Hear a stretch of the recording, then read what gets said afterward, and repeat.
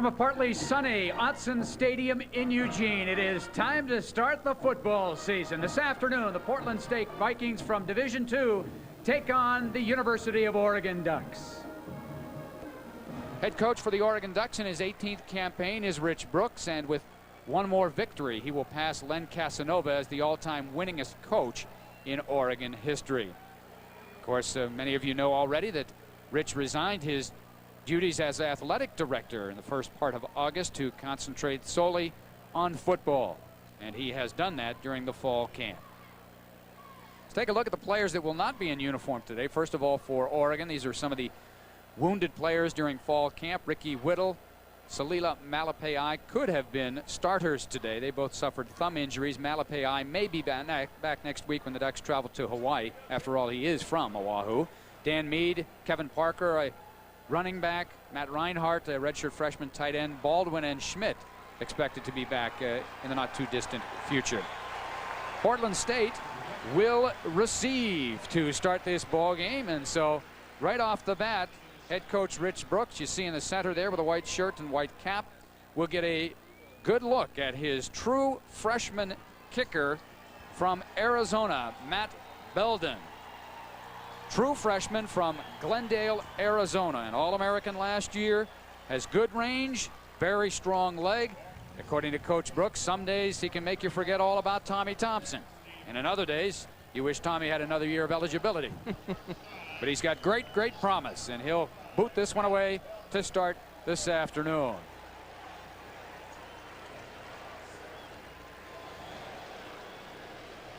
Take a look at the twin receivers for Portland State. Near side is Larry Austin. And we are just about set and ready to go. Breeze, I would guess 15 to 20 miles an hour from the southwest. Partly cloudy skies, but it's been sunshine here the last hour or so. Just a perfect day to kick off the football season.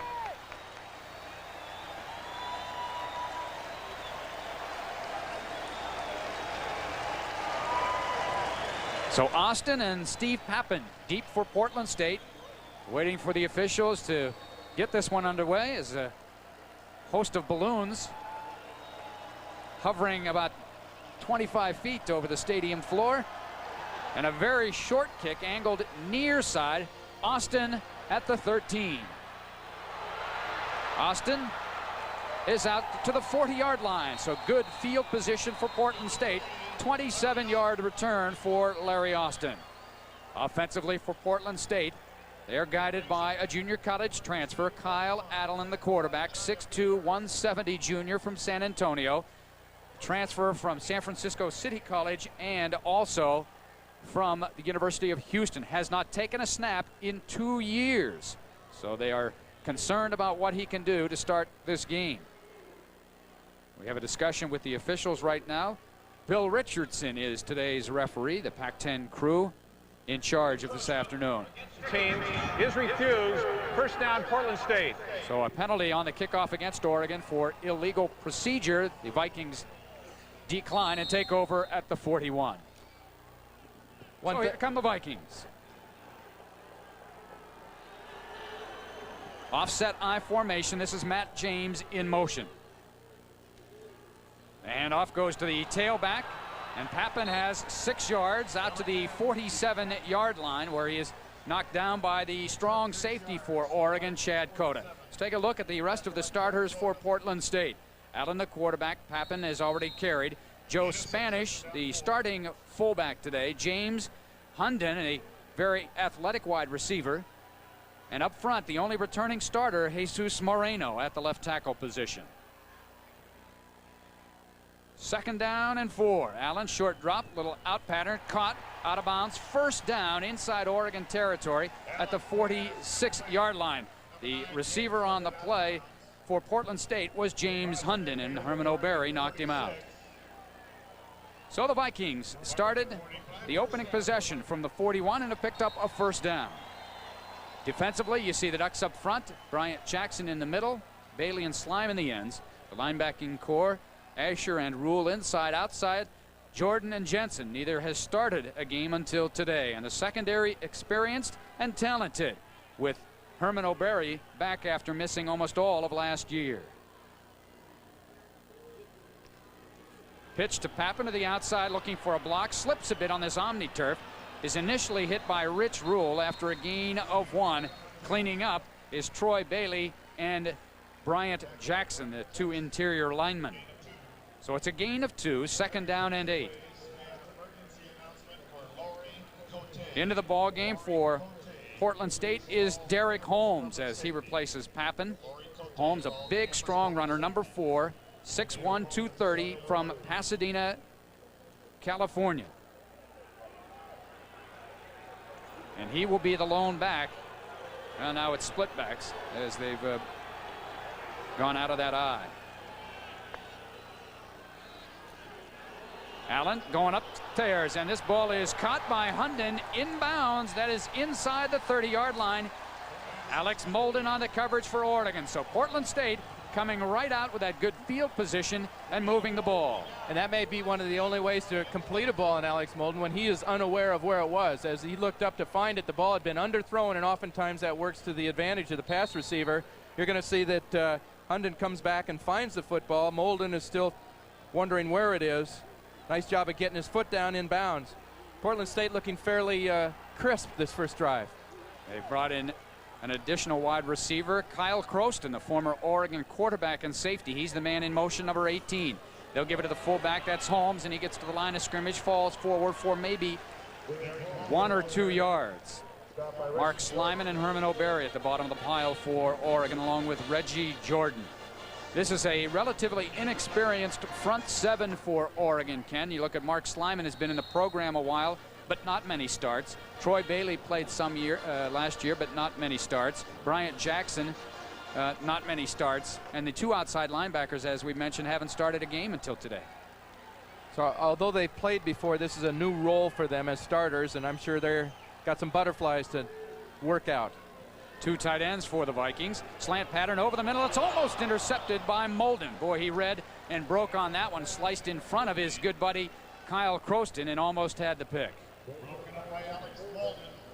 It's an interesting situation between Croston and his friends at Oregon. I'm sure they know a lot about each other. Croston was a quarterback, so he knows those people as defensive backs, and then he was a defensive back for a couple of years. He's got a real two-dimensional awareness of what some of these key Oregon players can do. 3rd down and 9 for the Vikings, the opening possession of the ball game. This drive started at their own 41. James in motion. Allen with protection, dump off pass, and it's overthrown, intended for Joe Spanish. So good pressure by the Ducks up front.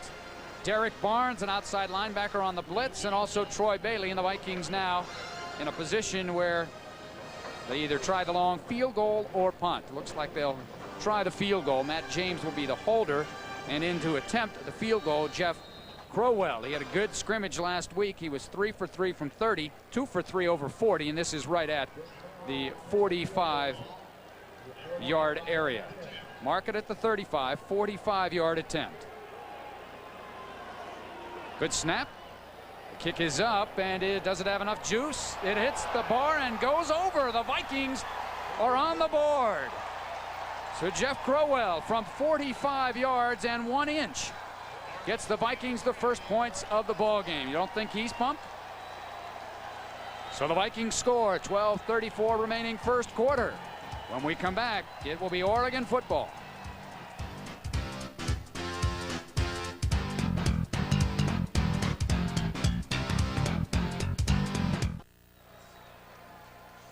Well, the Vikings with the first points this afternoon as Jeff Crowell banged one into the wind from 45 yards out. 3-0 Vikings. And they were impressive on their opening drive, Ken. They mixed up the pass and the run and kept the Ducks a little bit off balance. Well, if they were intimidated coming in by the Ducks, they certainly didn't show it on the first drive. But, you know, it's a long football game, and one would expect a Division 1A team like Oregon to have an advantage not only perhaps in talent but in depth as well, and a little early to tell that depth factor at this point. So now Crowell will be kicking into the wind. The twin safeties for Oregon, the running backs, will be Herman O'Berry and a true freshman, Patrick Johnson, a speed burner, ran the fastest 200 in high school last year. But a true freshman. There were only 2 true freshmen that played a year ago, but with scholarship reductions, lack of depth, and so forth, you will see in college football many more true freshmen playing in their initial campaigns. Crowell's kick, and he's going to go far side, and this one might go out of bounds. It does. And let's see if the Ducks get the ball at the 35 or take another option. Normally, the 35-yard line is pretty good field position. Normal situations, that's true. I think at this point, though, Rich would like to get a kickoff return under his belt. Let's take a look at the scoring drive for the Vikings. As we mentioned, they started at their own 41-yard line after a short kick. 7 plays, mixed it up with a run and a pass, 31 yards, and the field goal from 45 yards out. The Vikings with 34 junior college transfers on their roster this year, so they've almost completely turned the program over. And that is not the way Tim Walsh wants to build his program, but you talked to him yesterday, Ken, and he said he felt this year he had to go that route. That's right. That's one of the realities of the position Portland State is in. Because they are in the national spotlight so much lately, they are an attractive place for athletes at the Division I level who are incurring all sorts of problems, whether they're academic, financial, family problems. This is a place where you can go and become eligible and play some football. Kyle Croston opted to do that. This was his last season. He didn't see a big future for it at Oregon. He's got a chance to play some football. So I think that's always going to be a part of the Portland State program. And they've done a nice job with that, because that really puts a lot of pressure on coaches to install and maintain some kind of continuity. And it didn't miss a beat when Pokey Allen left. Crowell with a high kick. Johnson will field. No, it's going to be O'Berry that cuts him off. O'Berry. And so push comes to shove, and he ends up at the 35 where the Ducks would have had the ball on the penalty anyway. A 19-yard return for Herman O'Berry. And so for the first time this season, we will see Danny O'Neill, the quarterback for the Ducks.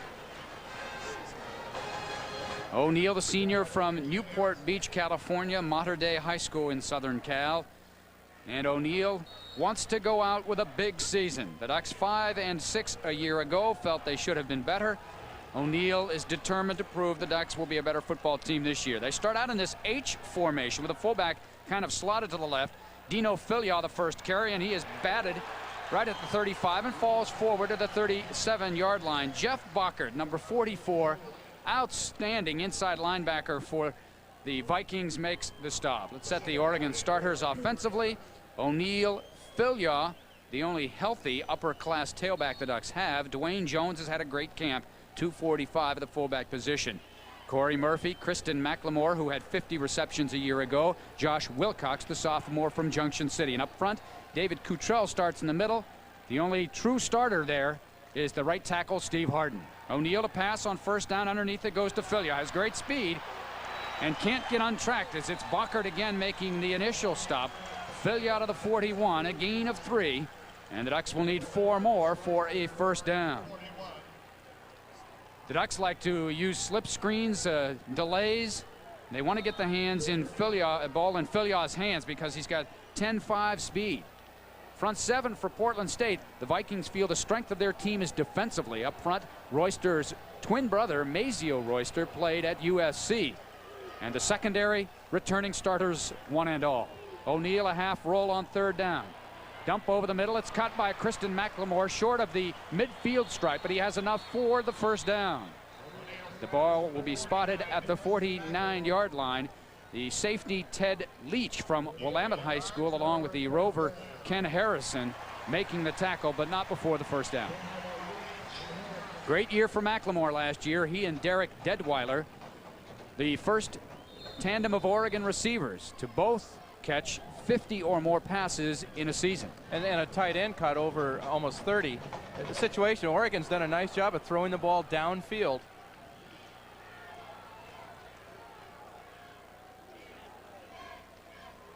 This is Marcel Stewart, a transfer. His first carry as a Duck, plows forward into Portland State territory, a gain of 3. Ken, we talked about all last year, and it's been the talk in the spring and the fall. Oregon wants to be a better team at running the football. And last year, the lowest production in Rich Brooks' tenure here at Oregon, less than 1,000 yards net rushing. Well, the inability to run the football has really hurt Oregon the past couple of years, particularly down the latter stages of the season. Situation like this, they're almost inclined to go for it, to develop that offensive line and try to wear down potentially a smaller defense. O'Neal looks like he's audibleizing here. Vikings show 5-man rush. They give it to the fullback, Dwayne Jones, and he is stood up at the 45-yard line. A gain of 3. It'll be 3rd down and 4. Getting back to the running game, Todd, at times it's not seemed that Oregon does not have a running attack per se. It's just that they haven't chosen to really feature it. Well, when you have a quarterback like O'Neal and receivers like Detweiler and McLemore last year and a tight end that was very good, you are prone more to go to your strength. Well, it's hard to argue with the results because in terms of yards and points, everything was great. Yeah, over 4,000 yards of total offense. 3rd down, O'Neal underneath. Corey Murphy caught. O'Neal and Murphy combine for a 1st down at the PSU 36-yard line. Corey Murphy, you talk about a guy with incentive today from Benson High School in Portland. Eric Reese, the starting safety from Philomath High School, made the tackle. Well, O'Neal has converted the 2 straight 3rd down conversions. Interesting to see. Portland State's been in a fairly conservative zone. Be interesting to see if they try to put some heat on Danny O'Neal and really see how good their corners match up to the outside receiver the Ducks have. No, hand it off. It's Filial back in the ballgame. There's Bockert again. This guy is everywhere, and justifiably so, considered one of the better linebackers, not only in Division II, but maybe on the West Coast. A young man out of Prairie High School in Washington, signed with the Huskies, a parade All-American, Super Prep All-American, you name it, he was on the list. 6'4", 240, and he is a good one. Well, and just some circumstances have been different. He might have been playing down in Los Angeles today. He is a great-looking athlete and a fine football player. You're going to see him around the football all day today. O'Neal to pass on 2nd down. He's going to go deep. He's got a man open. It's McLemore. Touchdown, Oregon! O'Neal to McLemore from 33 yards.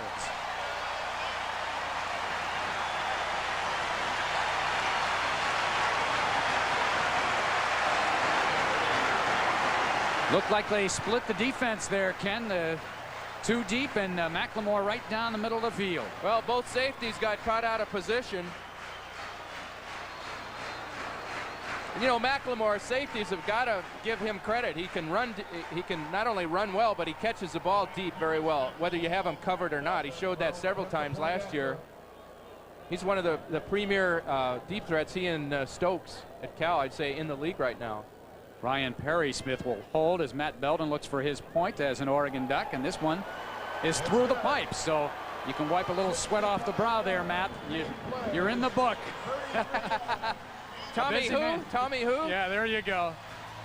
Well, you see the touchdown. Kristen McLemore, his 12th touchdown in his career. Into the end zone he goes. The Ducks have the lead. Well, Oregon on its first possession gets a touchdown, a very impressive drive spearheaded by Danny O'Neal, culminated with the pass to Kristen McLemore. Oregon has the lead, so both teams scoring on their first offensive possessions. So Matt Belden ready to kick off again. His last kick only went down to about the 15-yard line. He'd like to do a little better than that. He's got a wind at his back. Steve Pappen and Larry Austin deep. This time it's Pappen on the near side. Belden this time with a much better kick as far as distance. Austin fields it 4 yards deep. He will bring it out. Slips and falls on the Omni turf. And he's down at the 13. So a little different field position for the Vikings on their second possession. Well, that last drive by Oregon, impressive. 8 plays, 65 yards, consumed just over 4 minutes on the clock. O'Neal was 4 for 4 on the drive. He was a 62% passer last year, 54 yards and the touchdown, 33 yards out to McLemore. And Oregon has the lead. 8:23 remaining in the first quarter. 7-3 Oregon. Vikings backed up deep. Allen, he's going to go upstairs, and this one could be picked. Chad Cota, he's got it, and he drops it. A great defensive play by Matt James, the wide receiver. Cota had it in his mitts, but his number 7 counterpart, Matt James, really put a lick on him. Let's take another look at the touchdown play by Oregon as O'Neal got great protection and they split the defense right down the middle. You watch in the middle, the safeties are going to have a hard time. They're caught too flat. McLemore gets behind them. The corners are nowhere in sight. They were expecting the free safety to make that play. He was unable to be there. McLemore with 10 touchdown receptions a year ago, tying the school record. 2nd down and 10. Allen this time looking for the dump pass. We have a penalty flag. The pass is complete to the 21-yard line. But we do have a penalty flag on the play. Derek Holmes, the big strong fullback, made the reception. Paul Jensen made the stop. The Vikings indicate they believe it is against Oregon. And it is a holding call against Oregon. Last year the Ducks pretty good, as they are most years, in the penalty department. They were 3rd in the Pac-10, 7 penalties a game for an average of 58 yards. Holding against the defense. Committed against an eligible receiver. 5 yards, 10 yards, automatic first down. Here's the situation. The Vikings look pretty crisp their first drive. They've just been scored on by a big play. They'd like to come back and restore some stability to the game. Oregon's defense doesn't want to give them any kind. You know, this is the difference between a rout and a game that's going to go on and be in a close contest. Well, the Vikings have dodged one bullet this afternoon. That was the potential interception by Chad Cota. You know, the Ducks concentrated all spring practice, Ken, and all fall on takeaways. They had a horrible year in the takeaway department. They need to improve. They were 10th in the Pac-10 in turnover margin. They were minus 15 in that. That's right. They were only able to get 8 interceptions last year. There's one. They drop it right in your hands. You got to have it. First down play. Allen on a roll. This guy's a very good athlete. Dump pass. It's tipped by O'Berry and almost intercepted by your golfing buddy, Jeff Sherman. Fans will notice on Jeff's left hand there a cast, and I swear I've watched him for 3 years now at Oregon. I have never seen him without some sort of armament either on his thumb or wrist. See, Herman O'Berry gets a paw on this one and changes the flight of the ball. And actually gives Jeff a shot at intercepting the football. You mentioned him as a golfer. I had an opportunity to play with he and his dad after the spring football game this year. He played par golf, you know, and I was really kind of surprised. You think of a defensive back as kind of this gnarly guy. He's really a fine athlete. Coaches think so too. 2nd and 10. Oregon showing blitz, and here they come. A good call here. Holmes gets into the secondary, and Sherman slows him up momentarily, but Holmes, big, strong at 6'1", 230, and obviously a pretty good dancer as well. It's about 8 yards. So that was an excellent call at the line of scrimmage by Allen as Oregon went with the blitz. Well, it's interesting to see. There is a blitz coming here, and Portland State has chosen to run against it. If he gets one more block out there, Jeff does a nice job of wrapping him up, and that's kind of hog tie him when you use your legs to tackle him too. Whatever it takes. Yeah, that's what they call a soccer tackle. It's a 3rd down and 2. 7:45 in the first quarter. Oregon leading 7-3. Allen, good protection out in the flat. Steve Pappen, and he is going to be close to the first down. Excellent play by Alex Molden. And we'll just have to wait on the spot. Right now it looks like he's a little bit shy of the first down.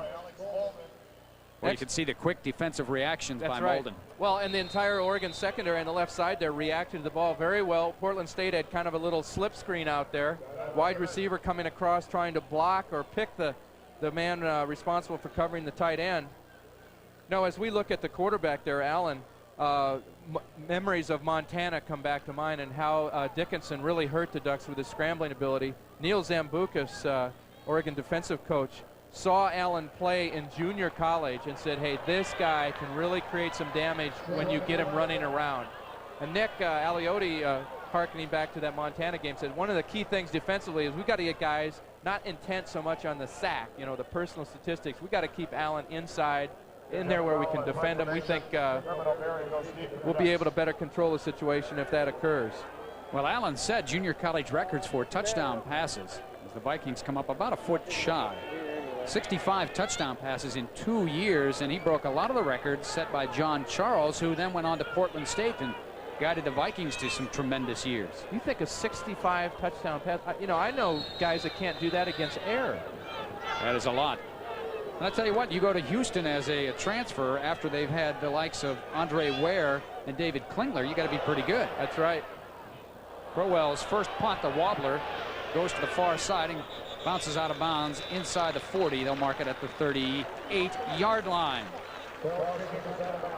30-yard punt, no return by Crowell, who has the Vikings points this afternoon with a 45-yard field goal. Take a look at the great tradition that Portland State has had at the quarterback position. June Jones not doing too bad right now, although maybe not knowing what he did yesterday. You know what's interesting about June Jones? He's now coaching the guy who coached him. He's the head coach. Mouse Davis is his assistant, offensive coordinator. That's right.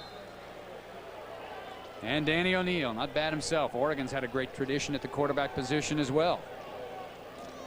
They'll give the ball to Filya, looking for that seam, and boy, if he gets a seam, he can go. And this time a little better surge by the offensive line of nearly 4 yards. Eric Reed on that left side, a junior from Poway, California. Travis Beard, the outside linebacker for Portland State, made the stop from North Salem High School, and then went on to Walla Walla Community College. Second down, let's call it a long 5. Corey Murphy split near slot side, and in the slot is Kristen McLemore. They go with a counter play to Fillion. He doesn't get anywhere. He is nailed by Brian Stromberg. Brian Stromberg, one of 2 Viking defenders that are celebrating birthdays today. Stromberg is 23 today, and Larry Austin, the starting corner, is 22. And they feel that Stromberg may not get all the notoriety of the rest of the defense, but he might be their most consistent player. Well, particularly at the Division II level, they have outstanding defensive players, and particularly up front, where normally you get some cast-off offensive linemen who are short and can't run. Vikings have got some guys who can play some football. 3rd and 5. O'Neill under some pressure throws the out pattern for McLemore. He catches it inside the 40 and out of bounds at the 37-yard line. The 3rd reception of the day for Kristen McLemore. Kelly Johnson covering for Portland State, and another 3rd down conversion. After a gain of 21. You see last year how efficient and accurate Pac-10 quarterbacks were. Rob Johnson had a sensational year, and Dave Barr, who was injured midway through the season, at 68%. And this comes in a league that the year before had 7 out of the top 15 defensive teams in the country. So those are outstanding players. Filya spin and wiggle to the 30-yard line, a gain of 6. Point about O'Neill, he has converted all 3 3rd down conversions. That last attempt, Portland State brought some heat. I think Portland State secondary is going to have a difficult time matching up one-on-one with the outside receiver of the Ducks. See Fillion once again. It's Stromberg making the tackle. 6'4", 271, a senior from Sunset High School in Portland. A transfer from Siskiyou's Junior College. Was a starter last year, had a couple of sacks and 3 fumble recoveries. Here comes the counter play. Fillion behind the pulling H-back, Malapai, close to the 1st down. Making the tackle, Travis Beard and Vernon Mitchell. Mitchell, 6'3", 244, a junior from South San Francisco High School. Mike Bellotti, the offensive coordinator, was telling us yesterday that Filya actually is in action a year prior than they had anticipated. They had hoped to redshirt him last year because of injury problems. He was pressed into the fray, and that he's actually had not a lot of experience or repetitions. And again, he's in there. He's got to make the best of it. They think a lot of his breakaway ability. Dwayne Jones now the fullback, 2 tight ends. Here's the pitch. It goes to Fillion. He's going to be nailed at the line of scrimmage. But on that 3rd and 1, it looked like the Vikings a little over anxious, and they might have been offsides. We'll check the indicators. And Stromberg is injured. He's down at the 30. And that's the last thing the Vikings want to do, is lose players in this game. And Stromberg, a tough kid, but you can see having some problems with it looks like the shoulder area. Brian Stromberg, 52 tackles last year from a defensive lineman's position. That's pretty good. That's good production. The penalty is against Portland State. It'll be offsides, and so Oregon gets the 1st down via penalty. You see Stromberg looked like he might have been the guy in the neutral zone.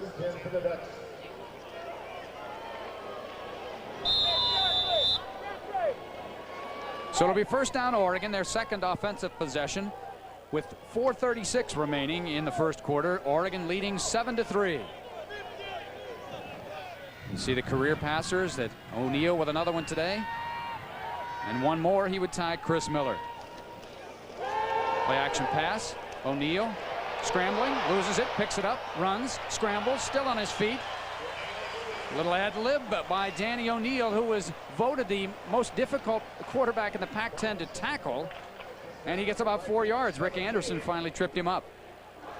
When do they have that vote? That's a preseason. You know, they have a poll for just about everything conceivably imaginable in these preseason magazines. Most difficult Pac-10 quarterback to sack and to tackle. The first problem you see, he tries to swim the tackler with the ball in his hand, but there again, it's athletic ability after that as he picks it up and makes a positive play out of a negative one. They'll give it to the running back. This is Kenny Wheaton. And I say running back momentarily for Kenny Wheaton because he came in and played defensive back last year, redshirt freshman, and he was penciled in as one of their top 6 corners this year. But with the injury to Ricky Whittle and the freshman Kevin Parker, Kenny Wheaton moved this Monday, last week, a week ago, to tailback. Nick Aliotti, the secondary coach, re-emphasized to us yesterday, this is a temporary move. He can't wait to get him back on defense, but he knows that the offense is hurting now at that position and can use somebody. Obviously, it's their advantage if they can score points and take pressure off the defense. Third down play. O'Neal has been perfect on third down so far, and he's got another one. Josh Wilcox, the little juggling act, and Josh Wilcox has a first down inside the 5 to the 2. His first reception of the year. John Gentry, the cornerback, had to upend him inside the 5. Well, his coach, Neil Zambucas, was telling us yesterday, if he has any problem, Josh has a tendency to run before securing the football. And that happened on the first reception of his career last year against Colorado State. You'd be the judge here if he's improved. I'm going to secure it. Nice job. First and goal from the 2. This is Kenny Wheaton, and he is met at the 2 and thrown back. A penalty flag thrown in the middle of the pile. Boy, that Viking defense up front is tough right now. Frank Stammers. Yeah, it looked like 62, but I guess it wasn't. But anyway, we have a face mask. Maybe that's why Kenny went down so fast. Face mask against Portland State. Personal foul, 15-yard face mask foul against the defense, half the distance, automatic first Ryan down. Stromberg back in the game, number 92. And this is a situation where the Oregon-Portland State rivalry will intensify because here's the favored team on the goal line, the underdogs on the goal line as defenders. You got to say, hey, we're going to run the ball. If we can't run it against you, that's a real insult. So it'll be first and goal again, this time from the 1. 9th play of the drive. Toss it goes to Wheaton, looking for the end zone, and he scores. The converted defensive back gets the first touchdown rushing for the Ducks this year. Did you see O'Neal move Wheaton over to his left? What he told him was, I'm going to flip you the ball, and you just go over there and score. With Kenny in there, there's a lot of sand lot football because they only have a handful of plays for him today. The and that's Wheaton one of package. The, The yeah, Wheaton the package. Wheaton package, that's right. That was Wheaton left, folks. Well, the young man from Arizona gets his first touchdown. He may like being on offense and may lobby for more of that. And on the serious side, that's what's great about having an experienced quarterback who knows the offense well enough that he can help make those kind of corrections. Another young man from Arizona in to attempt the extra point, and Matt Belden is through. So Oregon now has scored on consecutive possessions. 2:39 remaining in the first quarter. It's Oregon over Portland State, 14-3.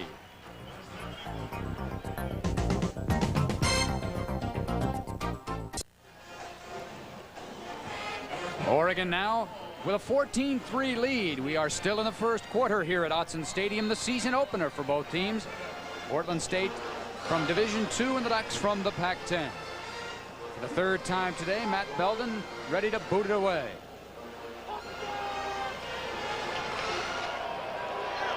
This one fielded by Pappen at the 5. Got away from the wedge a little bit. And he runs into Isaac Walker and down at the 25-yard line. Good discipline there by the Oregon kickoff defense. Walker stayed in his lane, a 20-yard return. Take a look at the scoring drive for Oregon. 9 plays. That time, Ken, they used the pass to set up the run. 62 yards, 4.5 minutes. And Two Kenny more Wheaton, the redshirt freshman, getting the score. That's right, and 2 third-down conversions by Dan O'Neill on the pass. Here we got the Wheaton package. Wheaton left, touchdown. Pretty good blocking by the left side of the Oregon offensive line. Got to learn to carry that ball in the left arm there instead of the right arm. Now you'd say, Coach, at least I was going the right way. That's right. Kyle Allen remains at quarterback. Fumble, ball is loose, scramble for the loose pigskin, and Jeremy Asher may have recovered and does for Oregon. Well, now things slipping away from the Vikings here. Let's see who does have it. It's not 44, but one of the Oregon Ducks down on the bottom of that stack might have been Mark Slyman. It's Reggie Jordan that picks it up. Reggie Jordan, the outside linebacker, but I think actually Slyman had cradled the ball in. So Oregon with its first turnover of the afternoon, and now in great field position at the PSU 20. Well, they've given the Oregon offense scoring position, and they're in a 4-down area. Don't have to worry about punting down here. Looked like the Portland State quarterback, the running back, was supposed to be on the draw play, and he took off too early, and Allen tried to get it in there late, hit the hip. That's the problem that Portland State is faced with right now, is that Holmes has only practiced 2 days. Allen is fresh to the program as well. That continuity factor is something that the PSU coaches are concerned about. And I think they're aware that that's a factor in this game. O'Neill to throw on first down. Good protection, pumping up, looking for Josh Wilcox. He's got it in the end zone for a touchdown. He beat the linebacker, Travis Beard. Danny O'Neill right on the money, and Wilcox at 6'4", 240 pounds, hauled it in. Officially a 19-yard touchdown pass and reception. Well, that's what defense can do for you, Ken. It set up good field position. The Ducks able to strike on the first play. That's right, and fans are wondering how much are we going to miss Willie Tate. You know, for all, we could have changed numbers there, and that's the same kind of play Willie Tate made fairly commonplace. Wilcox is a great athlete. Zambucas was telling us yesterday that he doesn't consider him much of a leaper, but on that play, that was sensational. He played basketball in high school out at Junction City. So Belden getting a workout early, and Oregon putting some distance between themselves and the PSU Vikings. It's 21-3, 2:18 remaining first quarter.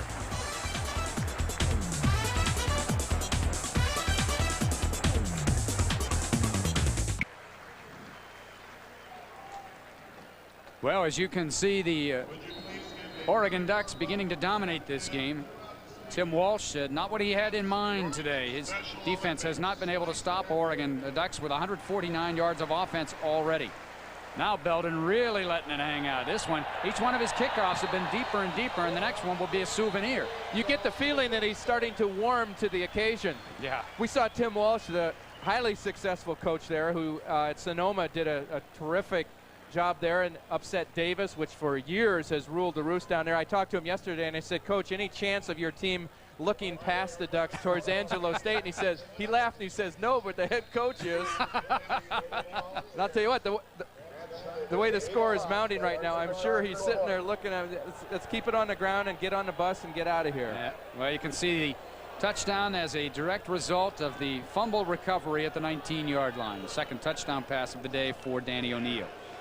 Allen, little out pattern, incomplete. Sailed on him a little bit, intended for his wide receiver, James Hunden. Hunden, a big play kind of a guy.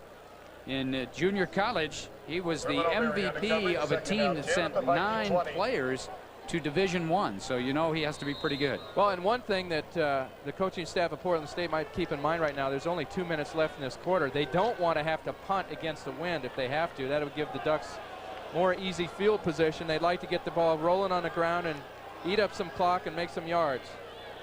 Allen now 3 for 8, throwing for 24 yards, most of that in the first drive. And the Vikings got the field goal. This is Holmes, tries the right side. Not much there. Making the tackle is Chad Cota, getting plenty of help from his mates. Asher over there along with Troy Bailey. One of the differences in the game so far is third down conversion. The Ducks are 4 for 4. Portland State, this is their third attempt. They have yet to convert. Very pivotal play here. I mean, you know, the game is still early. There's lots of time. But you don't want the game to get out of control too early. Well, Oregon's offense has been razor sharp so far. They have been the dominant part of this football game. So Allen faced with 3rd and 9. James split near side. Allen to throw. Straight back. Scrambles out of the pocket. DJ Cabrera in pursuit. He is close to being out of bounds and then is belted. He was tippy-toeing that sidelines, and I think they will mark him out at the 25-yard line, and then he took a pop at about the 27. Derek Barnes will get credit for the tackle. Well, if this replay had sound, you could see that the main hit is going to take place after the whistle, but it's very difficult to see if he's in or out there. As you can see, better to be safe than sorry. Well, I'll tell you who's sorry is Allen. Well, Derek Barnes put a big hit on him. Nick Aliotti had a lot of good things to say about Derek yesterday. Feels like he's a real coming force in the Oregon defense. Yeah, could give him that pass rusher there from the outside linebacker position. So Jeff Crowell in to attempt the punt. His first one went 30 yards into the breeze. This one a wobbler. Herman O'Berry racing to the far sideline. It takes a backwards roll and will end up in Portland State territory at the 48-yard line. So the Ducks once again take over in Portland State territory after a 23-yard punt. Danny O'Neill, the quarterback for the Ducks, is perfect so far. 7 for 7, 107 yards and 2 touchdowns. Let's take a look at the schedule for the Ducks this year. Interesting. 4 non-conference games, a total of 12 games because of the trip to Hawaii. It'll be tough to make that one next week, Ken, but we'll do it. Then back home with Utah and Iowa. Now we have Tony Graziani in at quarterback with 1:16 remaining in the first quarter. So didn't take long for Rich Brooks to go to his backup. Graziani, a little swing pass for Fillion. Fillion looking upfield, saw Travis Beard and decided he wasn't going to get that one. Well, we talked to Mike Bellotti, the offensive coordinator and quarterback coach yesterday. He said that coming into fall, they told Tony, hey, if things look, you know, you look well, we're going to give you some quality playing time early. Frankly, his performance in fall camp was not as sharp as they'd hoped, and they thought that was kind of a dilemma they had to work with the score being as is. O'Neill 7 for 7. It gives them some breathing room to look at Graziani and get him the quality work that he needs. Graziani, a 6'2 sophomore from Modesto, California. Second down, draw play. He goes to Fillion. He breaks into the secondary. His best run of the afternoon. Close to the first down at the Portland State 39-yard line. Jeff Bockert, number 44, along with Neil Fendel, make the tackle for Portland State. Getting back to Graziani, Bellotti told us he felt that for the first time in a long, long time, Oregon had a real quality backup quarterback. And it was just a matter of getting some reps, getting in a game. I'm sure that he could not be more pleased right now at this stage than be able to make that substitution. Graziani threw only 4 passes last year, 2 of 4. One of them, we remember, a big third down conversion at Colorado State. Here's Dwayne Jones. He's hit at the line of scrimmage by Bacher, slips off of that hit and gets the first down. Dwayne Jones, one of the good surprises for the Oregon coaching staff in the fall. Had to wait for his opportunity behind Juan Shedrick last year. Now he has that opportunity, and he's ready for a good season. At 245, gives the Ducks a big, strong guy from that fullback position. The only knock against Jones has been his tendency to lose control of the football at times. They feel that that's something he's going to have to work on. So far, so good. Now Jones is the lead back, and he gets a nice block, and Fillion is upended at the 33-yard line. Boy, that is a textbook tackle by Jeff Bockert. He's been on 5 or 6 tackles already. Good-looking young man from Prairie High School in Washington. And that will be the final play of the first quarter as we take another look at that one. The Oregon Ducks beginning to take control of this game after the first 15 minutes. It's Oregon 21. Todd McKim along with Ken Woody. The first play of the second quarter. Tony Graziani to throw, and he's hit and belted, sack. And Stromberg gets the first sack. Pushes the Ducks back to the 41. Stromberg with 2 sacks last year, 5 tackles for losses. And it looks like the shoulder that he apparently injured earlier is A-OK. Graziani not used to getting sacked. Didn't get sacked all during the spring except for the spring game. He's usually very good on pocket presence, but that time didn't have a chance. Third down. The Ducks perfect on third down so far, and Graziani throws it right-handed, and it's almost intercepted. It hit the back of big Steve Harden, the right tackle, and Graziani showing a little ambidextrous move there. I'm ambivalent about it. I was watching the left side of the Oregon offensive line the last two plays, and there was a little bit of mix-up, and things didn't look too smooth.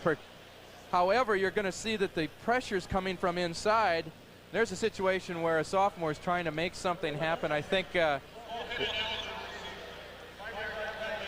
Down. and there again, the ball hit an ineligible receiver, so it brings a fumble. So I'm sure Mike Bellotti would say, hey, look, there's nothing there. Throw it up and above those guys out of bounds so no one can pick it off. His problem was, as a left-handed quarterback, he felt that pressure from his left hand. But you're right, that's a dangerous play. But it's a learning experience, and this is exactly what they wanted to do with Graziani. Get him in a game situation where he could learn under fire. It's a lot easier to learn when it's 21-3 and you're ahead than if you're behind 21-3. I would imagine, though, we would see O'Neill on the next series. Wouldn't surprise me at all, because you don't want to lose, you know, your continuity and focus in the second quarter. Might depend on field position too, Todd. So now Matt Belden will punt it away for the first time in his Oregon career. Belden averaged 47.8 yards a punt last year in high school. He's a two-stepper. This one's a wobbler off the side of his foot, so he's learning the hard way too. Bounces it inside the 25, the 22-yard line, we'll call it. So it's a 24-yard punt for Matt Belden. And again, the one good thing is that you get your first punt and you shank it a little bit, but yet you haven't put yourself and your team in a bad situation. The ball is at the 23. Well, looking across the field there, Rich Brooks had some words with him, and you know, Rich over the years has taken a real interest in the kicking game. He was a special teams guru down with the Los Angeles Rams. He is the punting coach, and you know, over the years, if you wonder if Rich Brooks can coach or not, check the punters. They have consistently had outstanding punters. Oftentimes these kids have been made into punters. First down for the Vikings. Allen still the quarterback. Pappen, and he is smashed to the turf by Desmond Bird, number 99, and Chad Cota, the initial force. Desmond Bird, just a pup for Oregon, 6'2", 270, redshirt freshman from Santa Maria, California, and he only turned 19 about 3 weeks ago. Well, in his pursuit there, he looked like a linebacker. You know, that's a hungry pup down there. Ducks really had a force with Romeo Bandison when he was healthy inside. It'll be interesting to see how the Ducks are able to handle the interior of their nose guard position. They feel that's an area that really needs to be solidified. Help that outside pass rush up. Of course, Salila Malapai, the original starting nose, not playing today because of a thumb injury. Pass caught by Holmes out on the flat, and he's close to the 30-yard line, where he is wrestled down by Reggie Jordan, Alex Molden. So it'll be third down for the Vikings and 3.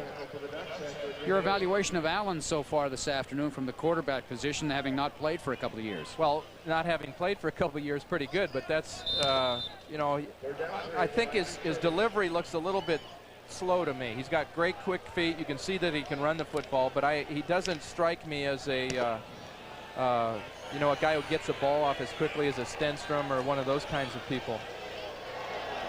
Tight end, Bob Gitson, line to the near side. Wide receivers, James in the slot. This looks like it might have been a quarterback draw, and Desmond Bird making another big play, gets his first career sack. Whoa, we may have found somebody here. So that is a sack and a loss, and fourth down for the Vikings. And Herman O'Berry, who has not had a chance to return a punt this afternoon, may have an opportunity here. That looked like quarterback draw to me, Ken. I mean, he just didn't really look downfield much. Well, and either that or he saw that big green wave coming too fast. There's not a future in finding a receiver. Crowell's punt, end over end. O'Berry fields, slips momentarily. Good position defense by Portland State.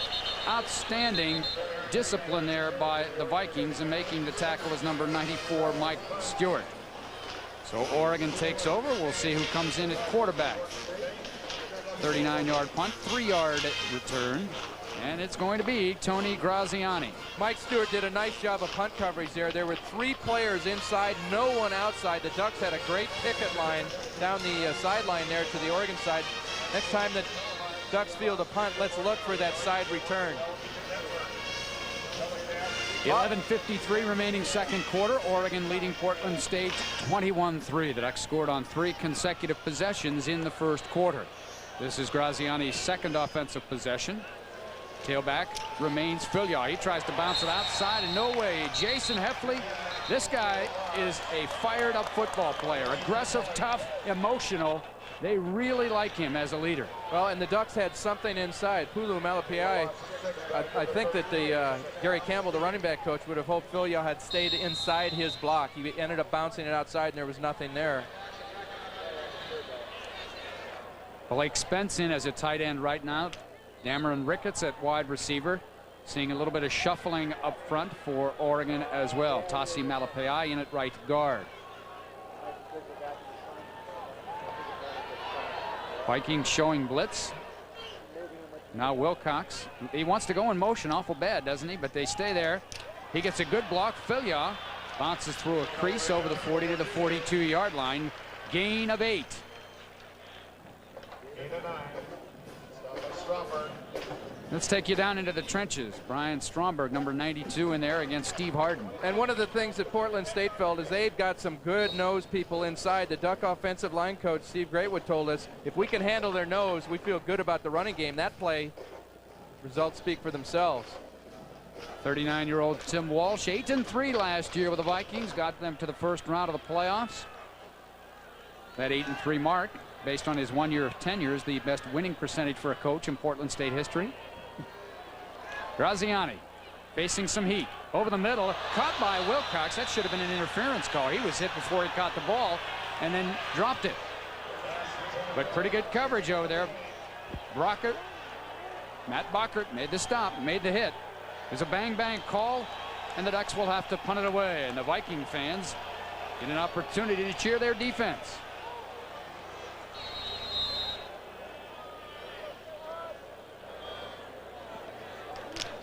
So Belden to boot it away, this time into a bit of a breeze. Josh, the son of Dave Wilcox, one of the outstanding outside linebackers to ever play the NFL. Till Lawrence Taylor got there. Here comes the rush. Belden, low end over ender. Fielded. This is Hunden to the outside. And we have a penalty flag. He's down at the 32-yard line. Dante Lewis and Jeremy Asher. You will see more of Oregon's first line people on special teams this year than in years past. That due to the greater emphasis that Coach Brooks is placing on the special teams. I think one of the other reasons you see it is because they have such great depth in their secondary. They have a lot of good experienced corners and safeties, and those are just the kind of people you like on your block in the special back teams. by the return team. 10 yards, first down. Penalty against the Vikings for illegal block in the back. March it off 10 yards. So they'll put the ball down at the 21-yard line. Let's take a look at the Portland State schedule. This is a real interesting schedule. They're an independent at Division II. They discontinued affiliation with the conference 2 years ago. Angelo State, that is a huge game for Portland State. Then you go on down the line, you see that big game on September 24th against the team that thrashed the Vikings in the playoffs last year, Texas A&M Kingsville. Quite a rivalry they have with those guys. Yep, I bet they have close to 20,000 at Civic Stadium in Portland for that one. Pappen trying to get to the outside in a foot race with Chad Cota. Sealing him off is Alex Molden, but a good run by Pappen, bouncing to the outside, gain of 5. Vikings have not been able to consistently rush the football today. Well, they've not had a first down since the first drive of the game, and the situation here, the Ducks have been stopped on 2 straight occasions. Their defensive unit for Portland State beginning to get fired up. Now, if the offensive unit can make some yards, you know, kind of at least put the Ducks in bad field position, the pressure now will shift to Oregon.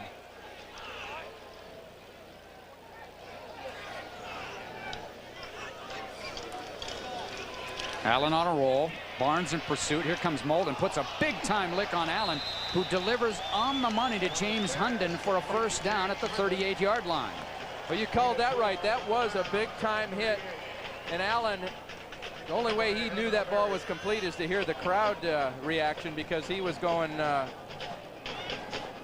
He was in the prone position when that ball was caught. Well, we call that a pancake if you're an offensive blocker and you knock somebody on their can. That's a waffle. He was waffled. So the first down for the Vikings since their first drive in the opening quarter. A little confusion as to the set right here by Portland State. This is Kyle Croston in motion. They'll give it to the tailback. This is Pappen, bounce to the outside, and Herman O'Berry will have nothing to do with that. Loss of 4.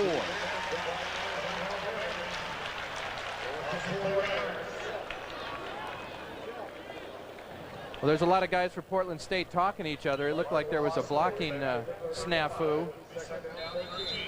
And as it was mentioned to us early on, there are a lot of these Portland State players were eligible late. There's guys who weren't here for spring football. They're counting on a great deal. You know, quite frankly, Tim Walsh would like to get a lot of repetitions for his good players, get out of it healthy, and use this as a real springboard of getting this team to come back together cohesively. Derek Holmes is the lone back. We have a whistle, and the 25-second clock has expired, so that will be delay of game, Portland State. For an opening game, there really haven't been that many penalties. A lot of times you see those opening games with a host of procedure penalties and illegal blocks. We haven't had a whole lot of that this afternoon. We've certainly not had a host of them. No. So now march it back 5 yards. It's 2nd and 18 for the Vikings. Oregon will come in with extra defensive backs as Lamont Woods comes into the ball game and bring in an extra down lineman. Here comes the 6-man blitz. Dump over the middle, caught by Hawley, and immediately wrapped up by Alex Molden. Kyle Hawley, a sophomore from Dallas, Oregon, had 6 receptions last year, and Alex Molden all over him. Alex Molden, 2 years ago in the Independence Bowl, suffered a severe knee injury. 9 months later, he was back in an Oregon uniform, and when Herman O'Berry went down in the Colorado State game, Alex Molden was forced to play earlier than he was ready to play, and he would admit that, and struggled last year, unable to play at the high level he had as a freshman. But he is back at 100% plus and looks as good as any defensive back the Ducks have had for a long time. Well, great reaction on that last play. The rollout by Allen. This one is up for grabs. And who's going to get it? Nobody. So Allen incomplete. Good rush by Mark Schmidt, number 54, applying the pressure along with Rich Rule, and the Vikings forced to boot it away.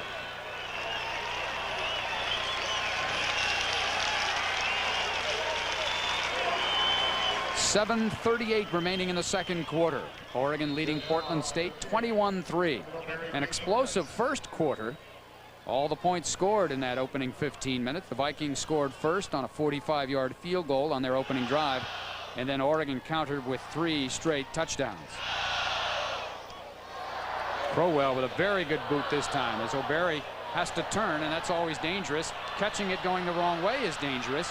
And now he's down at the 10. The ball comes loose. No indication. The Vikings think they have the ball. Question is, was O'Berry down? Well, it's risky to pick up a ball on the bounce like that with your back to the coverage team. But there again, had O'Berry been able to break the initial tackler there, they had the sideline return. Mike Stewart making the stop for Portland State. Let's see if O'Berry was down when the ball came loose. He got a good bounce if he wants to receive it, but that's dangerous. You're running the wrong way. Looks like the ball was down, and the Ducks maintained possession. First play from scrimmage. O'Neal back in at quarterback with a first-team offense, and we have a penalty. Well, and the referees are pointing at an Oregon offensive lineman. Holding offense. Repeat first down. So imagine the Vikings would take this penalty here and move the Ducks back inside the 10. And this is just what you don't want as the Oregon offensive coach. I mean, you had your early explosion. Things have been kind of going back and forth. You get your first unit guy in there now. In the first play, you get a holding penalty, and you're down around your 10-yard line. And now Graziani is back in. Well, now they're really putting Graziani in a position where he has to be careful, but yet make plays as well. And he has most of the first unit offense in there with him. You know, sometimes that works to a quarterback's disadvantage. You put a second-team quarterback in there with the second-team line, and there's, you know, twice as many things to worry about. Quick pattern. Corey Murphy breaks away from the initial containment. He's out close to the 20-yard line, where he is bumped out of bounds by Bachert again, along with Travis Beer. Those two guys very busy this afternoon for the Viking defense. Well, and that pass completion there did a lot for Tony Graziani, did a lot for Mike Bellotti. It's going to do a lot for Danny O'Neal. He's sitting there saying, hey, here's a guy. They've got confidence throwing in off the goal line. He's doing a pretty good job. It's going to maintain some the competitive juices with O'Neal. I think for the first time in a long time, he's going to have to play sharp to stay in there all season long. Give it to Fillion. He is not going to get the first down. In fact, may have lost a half a yard on the play. Vikings are pretty good up front with Stromberg, Royster, Akaba Delaney. They really like at the nose. He's a preseason All-American candidate. They're playing today without Tony Bates, a senior from Iowa, transferred from Iowa, had a tragedy in his family a week or so ago and had to fly back to Florida to tend to family matters and hasn't been able to really get in full swing. Graziani on third down to Corey Murphy, and he gets inside John Gentry and picks up the first down, a gain of 5 yards. So Graziani, a couple of hitch patterns to Corey Murphy to pick up the first down after the penalty. And as you see Murphy there, the Ducks have got great receivers for the quick passing game. A quick high percentage pass, you're putting it in the hands of somebody who can not only catch it, but after the catch, juke somebody, you break a tackle, they can go all the way. See the Ducks 75% on third down attempts.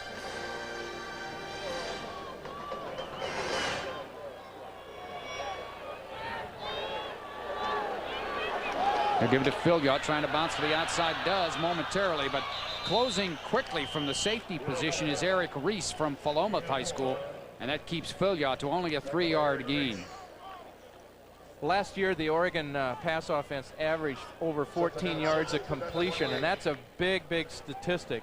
Says a couple things. One, they got guys who can do something with it after the catch. Second of all, they're very successful in throwing the ball downfield, putting pressure on secondaries. See Filliot there, you'd like to have seen him put the ball in his outside hand away from those rushers.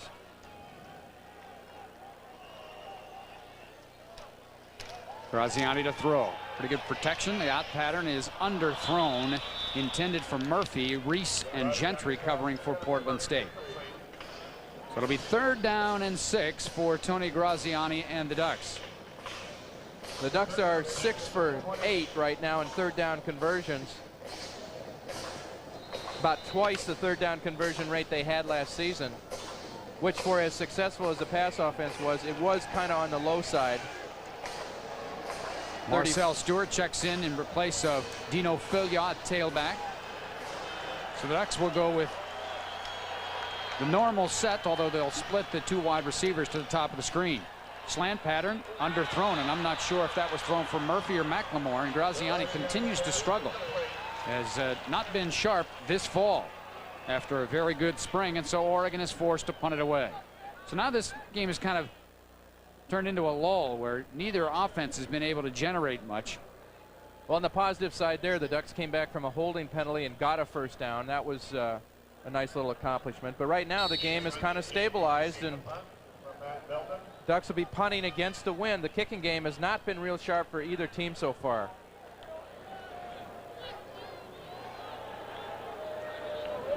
James Hunden, the single receiver for Portland State, is his own 32. Here's Belden. Comes the heap. It is a 2-stepper. He gets it off. A wobbler. Hunden calls for, makes the fair catch at the 44. So Belden has not been able to get one to turn over this afternoon. He's got a strong leg, but it'll take some time. Only a 28-yard punt. And when we come back, the Vikings will have the football.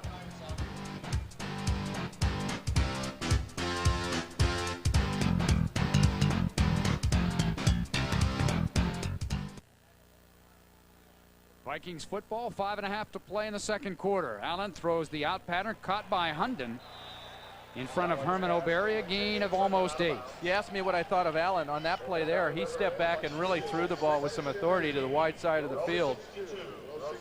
By far one of the most direct and I guess I would call it a confident pass. He threw that ball with some mustard on it. Timing pattern with Hunden. Big receiver at 6'3". Averaged almost 29 yards of reception. That's incredible. That is unbelievable. Number 1 mark It's amongst almost the junior colleges. It's almost as good as your mark back in Pennsylvania in high school, Todd. That was punting. Short yardage situation, but the Vikings may have taken a little bit too much time. You see some experience there. Kyle Croston called timeout as a wide receiver. Charge timeout against the offense. I think he saw that they were in the wrong formation, improper. Didn't look like they had enough people on the line of scrimmage, and he called timeout there. So timeout Portland State. They will have 2 remaining. We will take a timeout as well.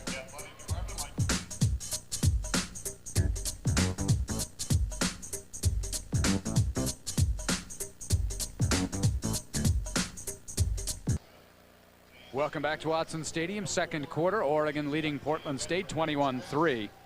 The Vikings got on the board first this afternoon. Their initial drive was halted in Oregon territory. Jeff Crowell came in, booted a 45-yard field goal that hit the crossbar and bounced over, and the Vikings had the first points of the game. But on Oregon's first possession, they marched right down the field.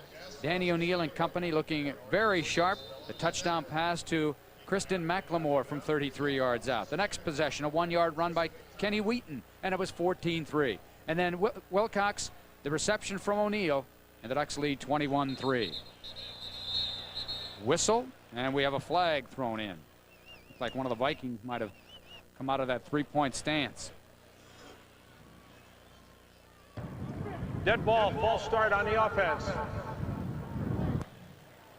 Allen is 7 of 13. Been kind of streaky today, 54 yards. Tony Graziani 1 of 6 for 12 yards.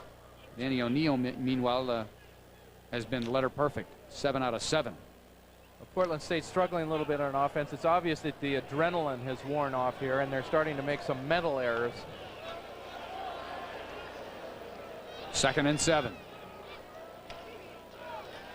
Allen, dump pass over the middle, caught by Steve Pappen. And he slips and falls as Alex Molden was about to hit him. We had rain this morning, although for this OmniTurf, they need to water the field before play anyway, so the rain actually, yeah, the turf's no wetter than it would have been had they come out there and with the done sprinklers. the usual sprinkler thing. Last situation, a quick dump pass over the middle, and the one difference I think between Division I and Division II teams is the pursuit of defense. There is so much speed on defense. Clearly, Oregon secondary is showing that. Portland State is 0 for 5 in third down conversion so far. 3rd and 2 here. Allen to throw, and this ball is, oh, what a tremendous catch by the tight end Bob Gitson. Bob Gitson, a great one-headed catch and a Viking first down. Wow. And he needed all of that 6'6" frame. That was a tremendous play. That's why Bob is touted as a preseason All-American. Reverting back to a conversation we had Nick Aliotti, the defensive coach, he said, I want to see Chad Cota cover their tight end. He may not make the play, but he's going to be right there. And as you see Cota trying to catch up to Gritsom, that is a tremendous catch. You won't see much better than that. No, you will not. The gain of 24, and the Vikings back in Oregon territory for the second time this afternoon. First third down conversion, 1 for 6 so far. Allen on a half roll. He's got Croston, first down inside the 10. Dante Lewis made the stop, but Kyle Croston, a young man who attended Oregon, was a quarterback, then a safety, He really looked forward to coming back and playing today here at Autzen Stadium. Well, there are a lot of people here with mixed emotions right now. I imagine, knowing Kyle as I do, I feel glad that he's out there playing football. On the other hand, catching a first down, getting into scoring territory against Oregon, not quite so happy about that. Good kid. Just a real solid good kid. And hope he gets an opportunity to play a lot for the Vikings here in his senior year. It's 1st and goal from just inside the 10-yard line. Long count. They fake the counter. Here comes Allen on a pitch. No, he keeps it, and he's got some daylight wrapped up from behind. Boy, excellent ball fake there by Kyle Allen. And he's down to the Oregon 3, where he's wrapped up by Troy Bailey. Well, this is what Kyle Allen can do and gives Portland State. A guy that can run the football. Great fake that he put on Mark Schmidt. And your blood pressure goes up as a coach as the ball comes up and over the helmet. You saw O'Neal try to do that. Similar, got a fumble earlier on, but great athletic ability there. We all knew that. As Neil Zambuca shared with us, hey, this guy on the run can create some real damage. Double tight end for the Vikings. They'll give it to Derek Holmes. He tries the right side. Forget it. Good night.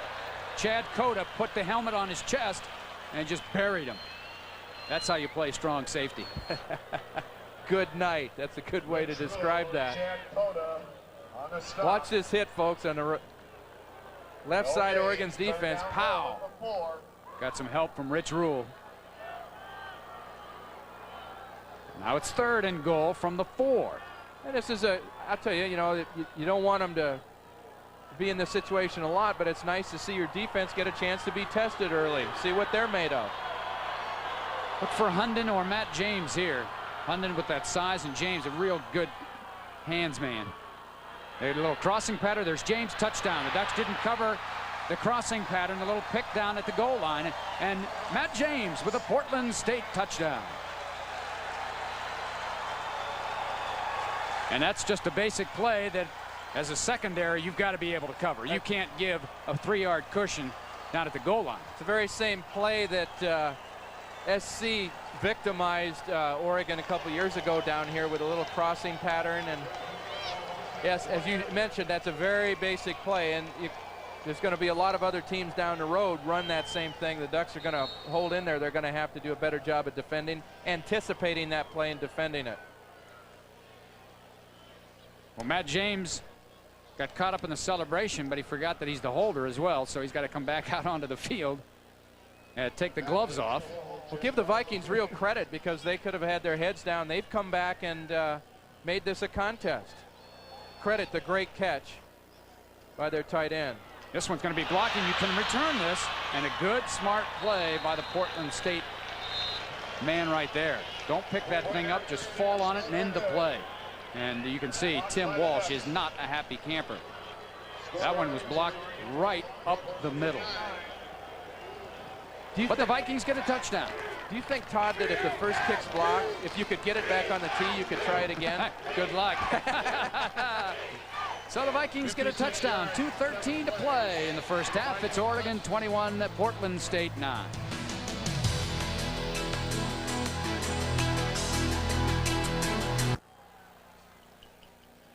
Well, the Vikings back in this one, trailing 21-9 as they march down the field. And in all reality, that drive was made by the tremendous catch by Bob Gitschem. He made that super one-handed grab to keep the drive alive.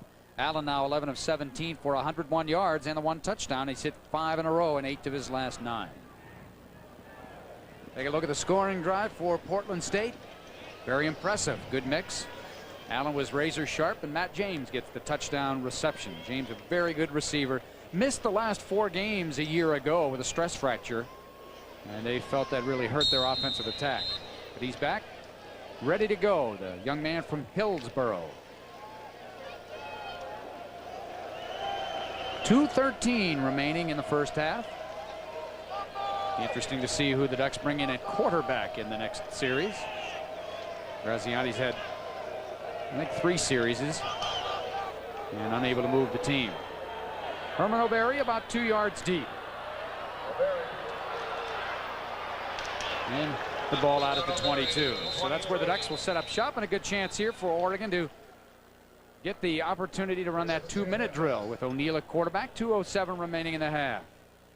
As you mentioned, it's a great opportunity for a 2-minute drill. You know, as a coach coming into the first game, you'd like to have as many situations happen as possible so you can get practice on that.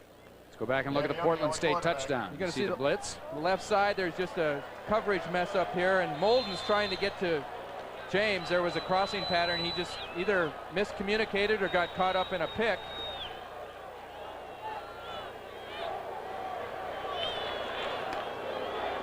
Here's O'Neill. The blitz is on. Dump pass for Fillion, incomplete. Jason Heffley covering for Portland State. Ducks have all 3 of their timeouts at this stage. Washington 14, USC 10. Second down and 10. The clock stopped. 2:04. Oregon working into the wind here. The clouds have reformed around Autzen Stadium. I don't think it has rained since the ball game started.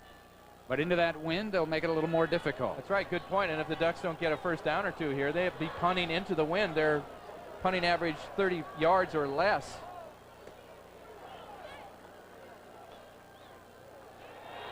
Here comes the screen. This is well set up, and then they didn't have the right communication. Believe me, folks, that might have been a touchdown. That's how far they had sucked in the Portland State defense. And Fillion just couldn't get away from the offensive line. Well, inadvertently, number 76, Willie Reif, trying to get out of the way, tripped up Fillion. Of course, in a situation like this, he wants to avoid the ball hitting him. That could be a penalty. You see Reif slipping his block on the right side. He's going to come back here, and his left foot makes the tackle. There's a lot of running room out to the left side here. And with Fillion's speed, there aren't many guys that would have caught him. But now Portland State wisely takes us a timeout. 1:47 to go in the half. And they're down only 21-9. So Oregon offensively, razor sharp in the first quarter, went with the second team quarterback and some of the other positions and haven't been able to do anything. You look at the total yards in the second quarter, dominated by Portland State after the Ducks had about 150 total yards in the first quarter. You sense, you look back and say what if and that, but the first responsibility is to win the football game. The second one is to play your troops, and the Ducks, in trying to do both simultaneously, maybe have given Portland State a window of opportunity. They may have. Looking ahead here, if the Ducks fail to convert on third down, they have done so 6 out of 9 so far, but they'll be punting into the wind. The last punt rush, Portland State put a lot of pressure on the punter, came very close. It's third down and about 12. O'Neill, the out pattern for McLemore, and this ball is incomplete. Defending Eric Reese. That ball underthrown and I believe affected by the wind. So now the clock is stopped with 1:40. And Portland State will get the football with the wind at its back. Not a good offensive series by Oregon. Not good timing there on the screen pass on second down. And O'Neill now with his first couple of incompletions of the game. Well, this is the first third down that O'Neill has failed to convert. They don't have face guarding in college football, or that would have been a classic textbook example of it. Reese made no attempt at the ball. And I would expect Portland State to come after this punt. So the freshman, Matt Belden, tested right here, deep in his own territory. They're going to set up the return. It's another wobbling kick that gets a good bounce, and Hunden has to watch it roll. The bounce adds another 17 yards to the punt. So that will statistically be his best punt of the day, 47 yards. 1:28 remaining in the half. The Vikings and the Ducks. Oregon leading 21-9. First and 10 for the Vikings at their own 33. New quarterback in the ball game, and it's almost intercepted. Interesting situation. Josh Racanelli, 6'3" junior, transfer from Boise State, in his quarterback for Portland State. Do not know if Kyle Allen was injured. Do we look down on the sideline, or they just want to get him some work? So Josh Racanelli from Mountain View High School in the Portland area, Portland, Vancouver area. Got in a couple of games last year, threw for a touchdown, 7 of 16.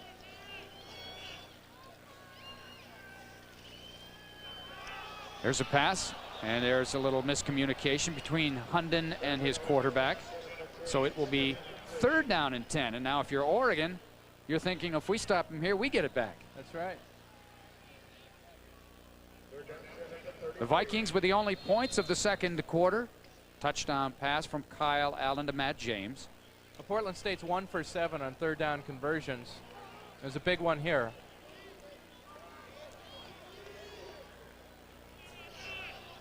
Here comes the blitz. Fake the draw, and that will go as a big loss. See if Oregon takes timeout. Rich Brooks is yelling for timeout, and the Ducks don't get it. They still don't get it, and now they finally do. There's about 6-8 seconds lost there. So 1:05 remaining in the quarter. Loss of 9 on the play for Portland State. That was not what Tim Walsh wanted to see in that series. And now here's an opportunity to try your punt rush. You know, really nothing to lose by, well, not a lot to risk by a roughing the kicker penalty at this stage. They are going to put another couple of seconds back on the clock, so they'll mark it at 1:09. Well, Herman O'Berry back there, the Ducks wanted to improve on special teams, desperately wanted to improve their punt return area. It's a phase of the game that can really spark a team, make a difference. Last year they averaged only about 5.5 yards a return, did not have any touchdowns on the punt return game.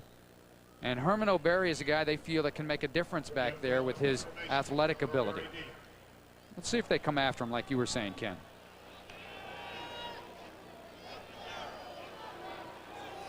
Nope, they got the return on here. Crowell, a wobbler. O'Berry has to come near sideline, has it, but the wedge is set up all the way on the other side. Can he get around it? Yes, he can. And he's got a chance. Herman O'Berry, a block by Lamont Woods, and Eric Reese, a touchdown-saving tackle at the 19. Well, as we had seen on a couple previous punts, Oregon very good at establishing that picket line down their sideline. Just a matter of O'Berry being able to get to it.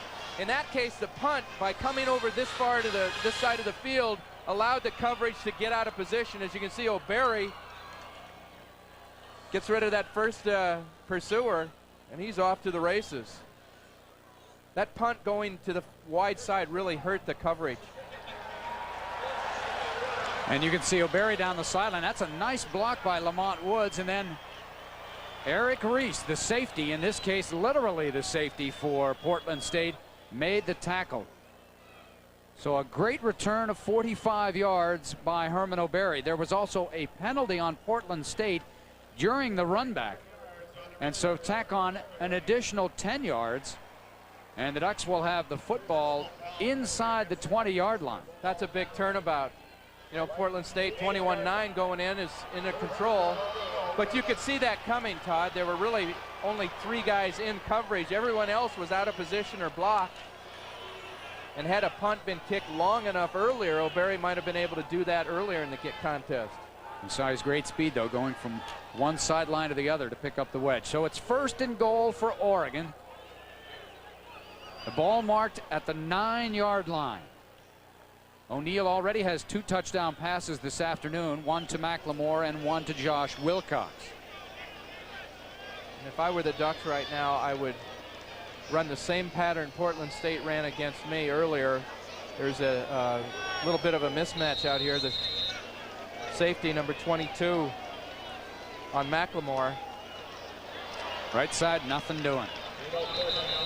Oregon has 1 remaining timeout. A little surprised they used it there, but after that running play, it takes a while to unpile everybody. John Gentry, the left corner, made the stop for Portland State. So it'll be 2nd down and goal from the 9. At halftime, we'll get you all up to date with the statistics, have the first half highlights, talk about the second half. Oregon in control most of the way this afternoon. Vikings scoring first on a field goal, but then Oregon with 3 straight touchdowns to establish control. The Vikings, though, have gotten back into it with a touchdown here in the 2nd quarter. Now Oregon knocking on the door. Dino Filyaw, 14 carries today, 41 yards. Ricky Whittle, the fractured thumb in the final preseason scrimmage. He has a cast on the thumb, and as soon as the adhesions heal, he may be able to come back. O'Neill stumbles, fires near side. This one is batted away at the last minute by Larry Austin. intended for Corey Murphy. That's why they like Austin. He was third-team All-American last year, and he was actually the Ducks are lucky he didn't pick it and go the distance here. But this is a risky play. As you can see, O'Neill stumbles coming out from the center, throws the ball to the wide side of the field. It's in the air a long time. Austin makes the gamble and cuts the ball off. Still, the mismatch is on the safety against the inside receiver.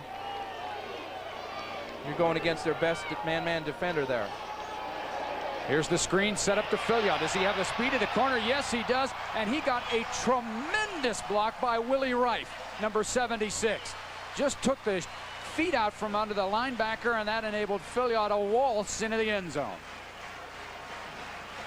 Third touchdown pass of the afternoon for Danny O'Neill, and he is now second on Oregon's all-time list for touchdown passes, having passed, no pun intended, Chris Miller this afternoon. Only Bill Musgrave is ahead of Danny O'Neill. Well, you were right about that block by number 76, Willie Rife, and you see he gets a big hug by Steve Greatwood, the offensive line coach. He doesn't make the block, it's a tackle for a 3-yard gain. See O'Neill moving up the charts, 17 to tie Bill Musgrave. Matt Belden in to tack on his 4th point after, and he does. And then gets knocked down, and there will be a penalty on Portland State. Larry Austin got underneath Belden there, and Belden trots off the field. They don't want to lose him. And so the Ducks, as a result of that long punt return by Herman O'Berry, sets up the 4th touchdown of the afternoon with 36 seconds remaining in the first half.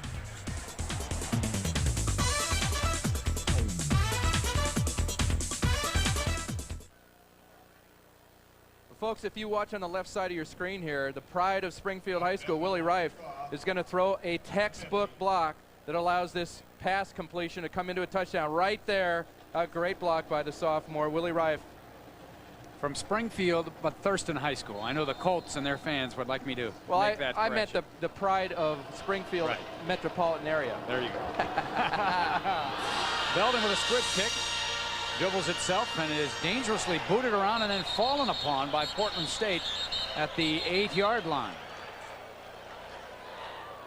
Well, let's take a look at the scoring drive for the Ducks, set up by that 45-yard punt return by Herman O'Berry. 3 plays. Dino Filliot gets credit for the 6 points. Let's give 3 of those points to Willie Rife, though. What do you think? Yeah, well, that'd only be fair. It's great to see an offensive lineman clearly throw a block out where everyone can see it. Oftentimes the work they do is inside what they call the pit, you know, the trenches. They don't get a lot of notoriety. That was a great block.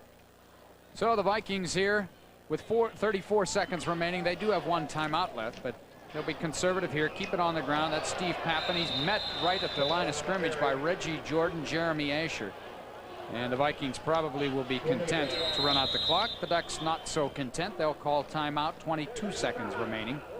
Oregon leading 28-9, the season opener for the Ducks. Next week it's on to Hawaii to take on the Rainbows, who opened this week against BYU, and then back home for 2 more non-conference home games against Utah and Iowa.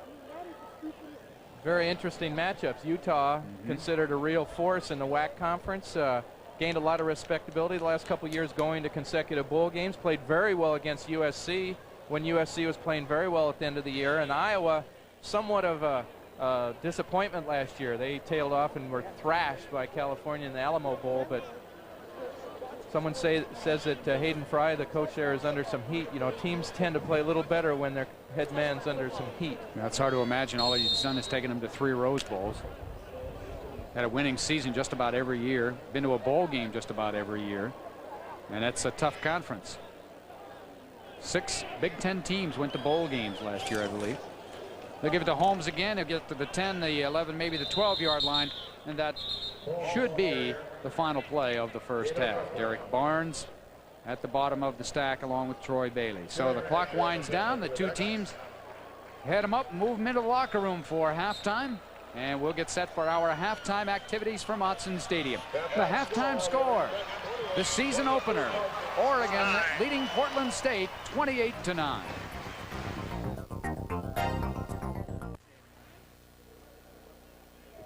All right, ready for the start of the second half. Oregon on top 28-9. They will receive to start the second half.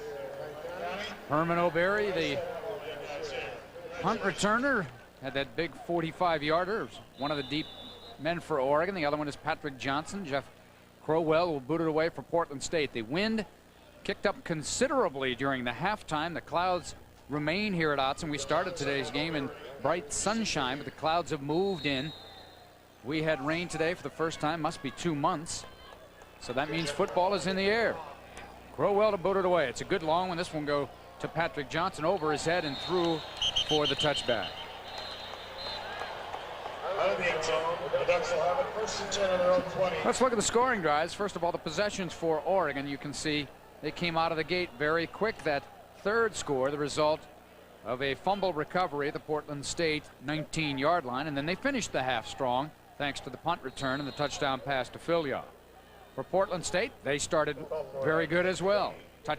Field goal on the opening possession, and then sputtered a bit before finally putting together that 56-yard touchdown drive.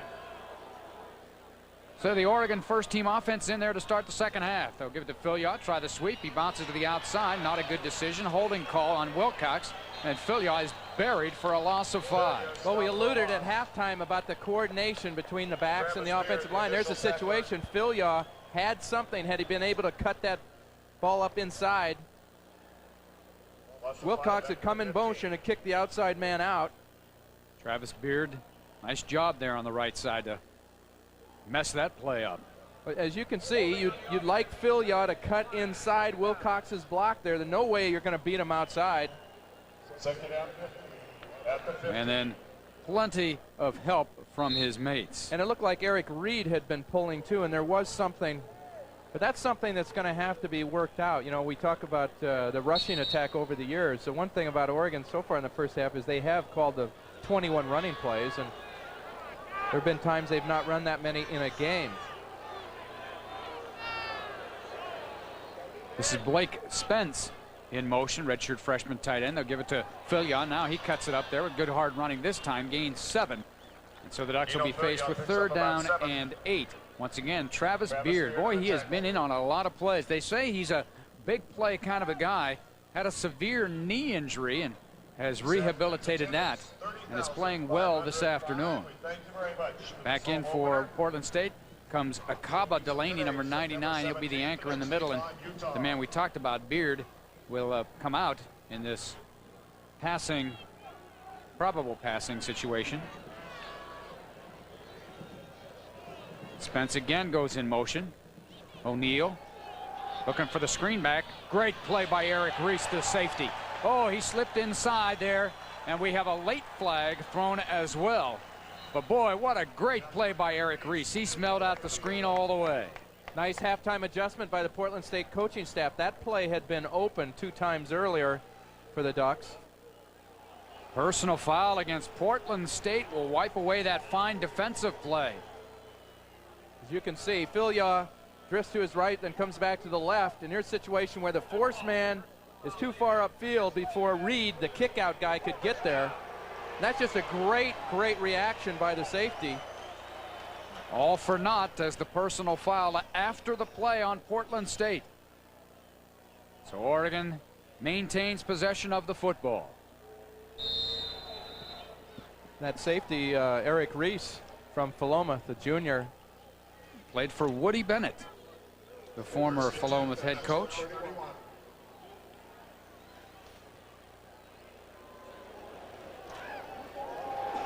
O'Neal in the pocket.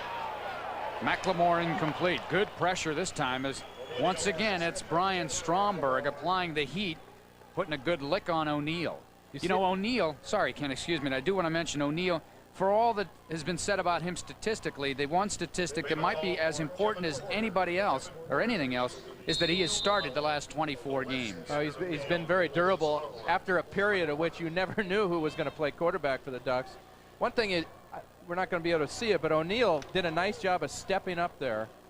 Years past, we've seen him get a little bit confused and start running around. That's an area of the game that he has really improved on. Seeing total yards right up there. O'Neal again eludes pressure. He needs to get down, and he's belted down after a gain of 7. O'Neal scrambling out of the pocket, but he took a big hit over there by Ken Harrison. Well, up front right now, the Ducks don't look too impressive. They're tried a couple of running plays, nothing there. The pass protection, they've been doing some play action things here. O'Neill's been running for his life. Good outside pressure there, and O'Neill showing what athlete he is. Wow, Ken Harrison, young man from Walla Walla Community College, got a big hit. Quick out pattern to Murphy. Did he catch it? Did he get his hands underneath? They say yes, and he has the first down. The Portland State coaching staff trying to lobby for the incompletion, but to no avail. And Murphy, a good job of getting down and catching that one. Have you noticed those coaching shirts that the Portland State coaches have? Half of them looks like referees. You know, the left side of their shirt is vertical stripes. The right sleeve, I like those though. Nice, I like that. I think it's an optometrist nightmare. Obviously, only half the design got to the factory. There's some power running inside by Dino Filias. The Ducks try to soften up the belly there. Eric Reese along with Marcus Royster for Portland State. Marcus Royster's twin brother, Mazio Royster, played for USC. And then with the Tampa Bay Buccaneers in the NFL. Dino hit it up inside real nice there. 5 yards, good surge by the interior of the line. Frankly, I have felt there have been some times when had he been more inclined to turn it inside, there have been some seams there. Filion now the cutback, trying to get the Jets going. And he puts his head down a little bit short of the first down and a late flag. 2 flags down on the play. Larry Austin and Eric Reese converged to double team on Filion. The opening possession of the third quarter. Face mask infraction against Portland State, and that will give Oregon a first down. Oregon leading 28-9. O'Neill pass. Reads the defense out to Filion on the flat. 35-30. Breaks a tackle. 25 down to the 22-yard line. Good effort by Dino Filion. Just a little swing pattern, and Filion doing it on his own. Nice job by O'Neill there of waiting for Filion to clear the defender. That's a play earlier they had attempted, and Filion had dropped the ball. Quick little way of getting the ball outside. Nice touch on the football, too. Very nice. O'Neill playing with so much confidence.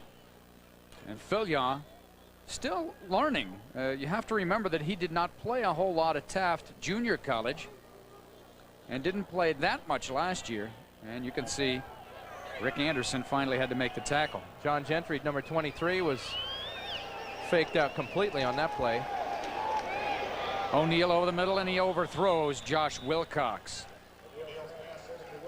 Vernon Mitchell, one of those in the coverage for Portland State, along with Sammy Burrows. They like Sammy Burrows, a former safety, and he comes in with pretty good credentials, having been recruited by the likes of California and also Arizona State. So a good athlete, a transfer from Mount San Antonio Junior College. Second down and 10 for Oregon. Go back to the eye. This is Kenny Wheaton to the outside. And whoa, great play over there by Burrows. And now you can see why they like him. Not only took on the blocker, but made the stop. One thing about young running backs who have great speed, they have a tendency to rely on that speed and oftentimes take the ball outside when they should try to head it up inside. Again, another situation, they may not go for a touchdown turning it inside, but they're getting caught running sideways. So Wheaton stays in. Dwayne Jones, the fullback. Split near side, Murphy and McLemore. Here's O'Neill. Nobody open, now he'll scramble. And he'll just take it out of bounds and get as much as he can. Good play by O'Neill. He'll gain about 5 yards, and that'll set up a field goal attempt. And an opportunity here for Matt Belden in a game situation to try a field goal. He's been perfect on extra points today. I give Portland State's defense a lot of credit right now. They've given up a couple of plays so far, but they're jamming up the line of scrimmage. They put pretty good pressure on O'Neill and kept him contained. I think that had he been able to stop there and set his feet, he had a receiver back inside, but a lot easier to see from up here. Ryan Perry Smith will be the holder. Matt Belden to attempt the field goal. Snapper is Rob Williams. Pretty good snap and hold. Penalty flag. The kick is up and the kick is through, but let's await the penalty flag. And now they're going to wave it off. So that's a field goal for Matt Belden, his first. He's happy about that, and why not? He gets 3 more points for the Ducks. They extend their lead 31-9.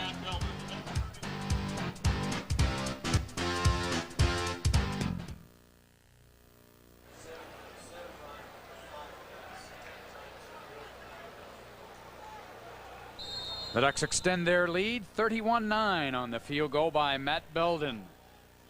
So Belden now to kick it away. This will be Larry Austin at the 8. Tries the outside. It's foot race now. 30 out near the 35-yard line. So good return by Larry Austin. And the Vikings will set up shop. 26-yard return by Austin. He's a good athlete. We're gonna see a lot of Larry Austin for Portland State this year. He's been very impressive, not only in the special teams area, but also as a cornerback this afternoon. Kyle Allen back in at quarterback for the Vikings at the 34-yard line. First half, Allen was 11 of 19 for 101 yards and 1 touchdown. Comes the out pattern. Hunden throwing a little bit behind him, and Molden was able to get there in time to help break it up. Molden has looked very sharp today on every play except the touchdown, where it looked like there was some miscommunication on the coverage. You said he has come a long way to be here today. Rehabilitation from a couple of, for a cornerback to hurt his knee as seriously as he did, that's remarkable that he's out here playing as well and as quickly as he has.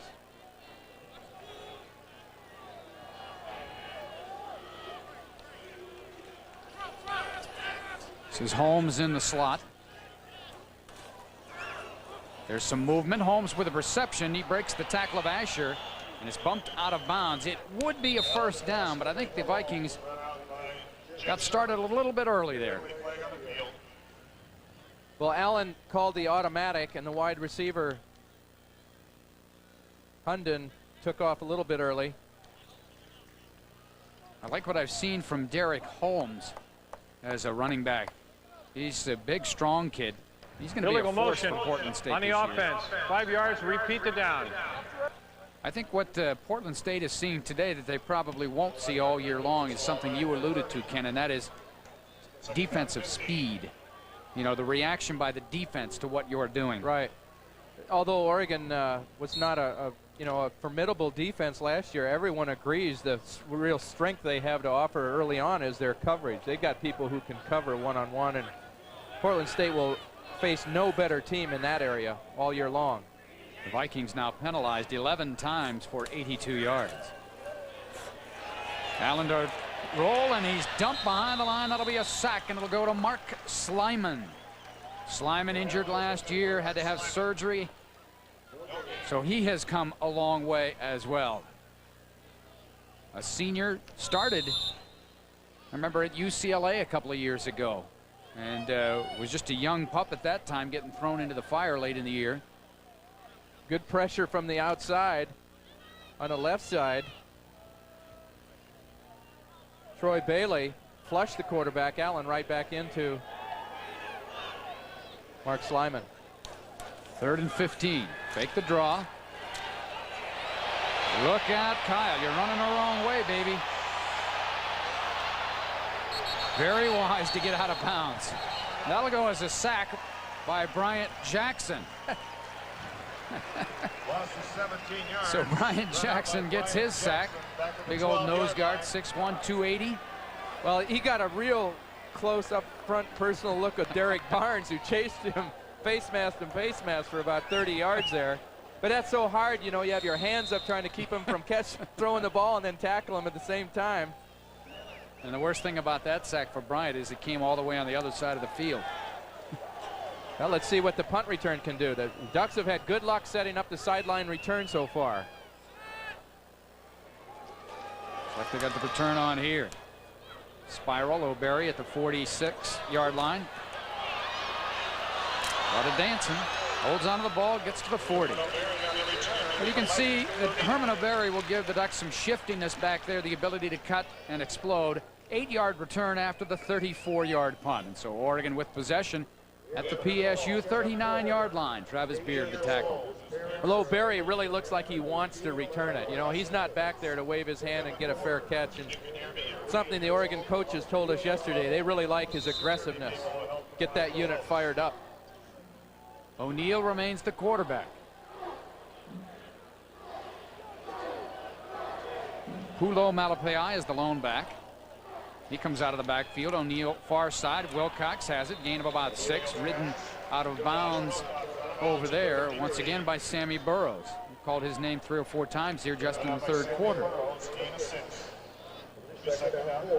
Well, and here's the situation now. It's a short yardage situation where the Ducks look for play action possibly here. O'Neal right on the money. Good catch by Wilcox.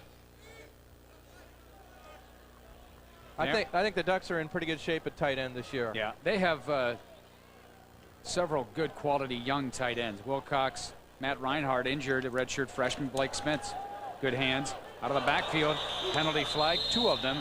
Marcel Stewart took his eyes off the football, getting his first Division I experience. Young 6-foot junior from Diablo Valley Junior College. Last year, he ran for 900 yards in a one-back offense. So the featured Offside. back there. And Defense. had a couple of big games, Repeat, 172 yards versus West Valley, and then 189 yards and 2 touchdowns against the College of Sequoias. But today, he's getting his first Division I opportunity. Initially recruited by San Jose State. As you can see, Coach Brooks there a little bit disappointed with a holding call.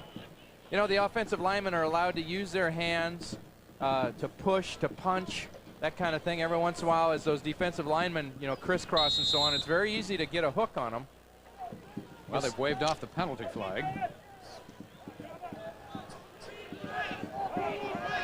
That was nice of them. Yes. Ron Richmond are offsetting penalties, excuse me. So now they give it on the draw to Stewart. Nice hole there, and he has the first down to the 24-yard line. So Marcel Stewart started training camp a little bit behind everybody else, and obviously things got a little more difficult when he had a bit of a hamstring problem early in camp. Rick Anderson made the tackle, but you know, a young man that's going to get some playing time as long as Ricky Whittle is on the sidelines. Let's take a look at Steve Harden, the big 324-pound All-American candidate. Considered one of the premier offensive tackles in college football there. His job was to seal the inside gap, and he did do just that. It's a lot easier to do at 300 pounds. Here's the counter play. Get up the field, Stewart. He does. Puts his head forward, and now the Oregon offensive line beginning to take control of the line of scrimmage. Talking with Gary Campbell yesterday about Stewart. Stewart pulled his hamstring the first day of practice in a warm-up drill designed to stretch out the hamstring. Well, he just stretched it too far. Marcus Royster and Jason Nye, the stop for Portland State. Now he'll come out of the ball game. I predict a fine career for Marcel as long as he can get past warm-ups. Kenny Wheaton back in at tailback. O'Neal to throw. Wheaton through his hands. Well, I think And Willie Reif and Jeff Bockert have words, and Bockert with a shove to Reif, who walks away. Wheaton's arm shrunk a little bit as the ball led him inside towards those 2 inside linebackers. Yeah, got the alligator arms. Yeah, and you know, it's a long season. It's 12 games. You got to live. He may want to go back to defense where they do the hitting. Ducks 1 for 3 in third down conversions so far this half. There's Wheaton trying to find a seam. He's got the first down on 3rd and 1. Well, that's something right there, 3rd and 1. And I know the Portland State's defense maybe not as big and physical as some of the other teams Oregon will face, but on 3rd and 1, you need to be able to run the ball to get the first down, and they did. Yeah, that's right. You need to know that you're going to do it. You need to have your opponents know you're going to be able to do it too. And who do you go behind? You go behind 324 Steve Harden and about 305 Willie Reif. So you're about 630 pounds of humanity. Much has been said about the inexperience of that offensive line, but I think there's a lot of talent there. Here's a little screen under with Dameron Ricketts. He gets inside the 5 and is upended there by, once again, Sammy Burrows. That's a play that Oregon has run for a number of years now with a lot of success. I remember Terry Obie running that play and having great success. It's an interesting play. All the linemen are running to the outside while the receiver comes across. It looks a little bit like your typical traffic intersection in Albuquerque. The green light is at all 4 stops. Yeah. It's a flashing green light. Should an ambulance parked nearby, right? Yeah, you shut your eyes and just run. Here's Filia looking to power it in. He's at the goal line and into the end zone for the touchdown, his second of the day. Well, they powered it in from 5 yards out, and Oregon has tacked on another touchdown. Good, impressive drive by Oregon, and that may be the end of the activity for guys like O'Neal and Filia this afternoon. Well, Oregon really mixed it up on the run and the pass there. Getting a chance to bring those young running backs along, and you know, the offensive line, they need those repetitions too. So Matt Belden in to do it again.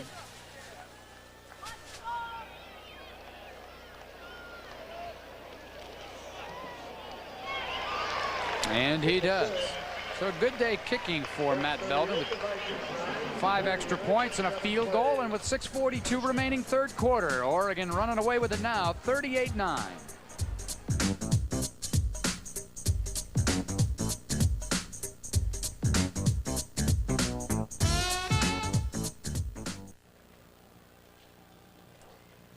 Well, the Ducks have now scored here in the third quarter on 2 possessions, a field goal and also a touchdown, and have extended this lead to 29 points.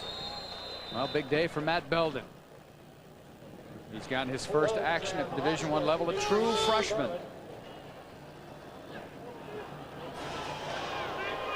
It's kickoff, fielded by Austin at the 7. And there goes Austin again. And Isaac Walker had to make the stop. Belden had a chance for his first tackle, but I imagine he doesn't work too often in the tackling drills. Austin with a 45-yard return. He's been a real bright spot.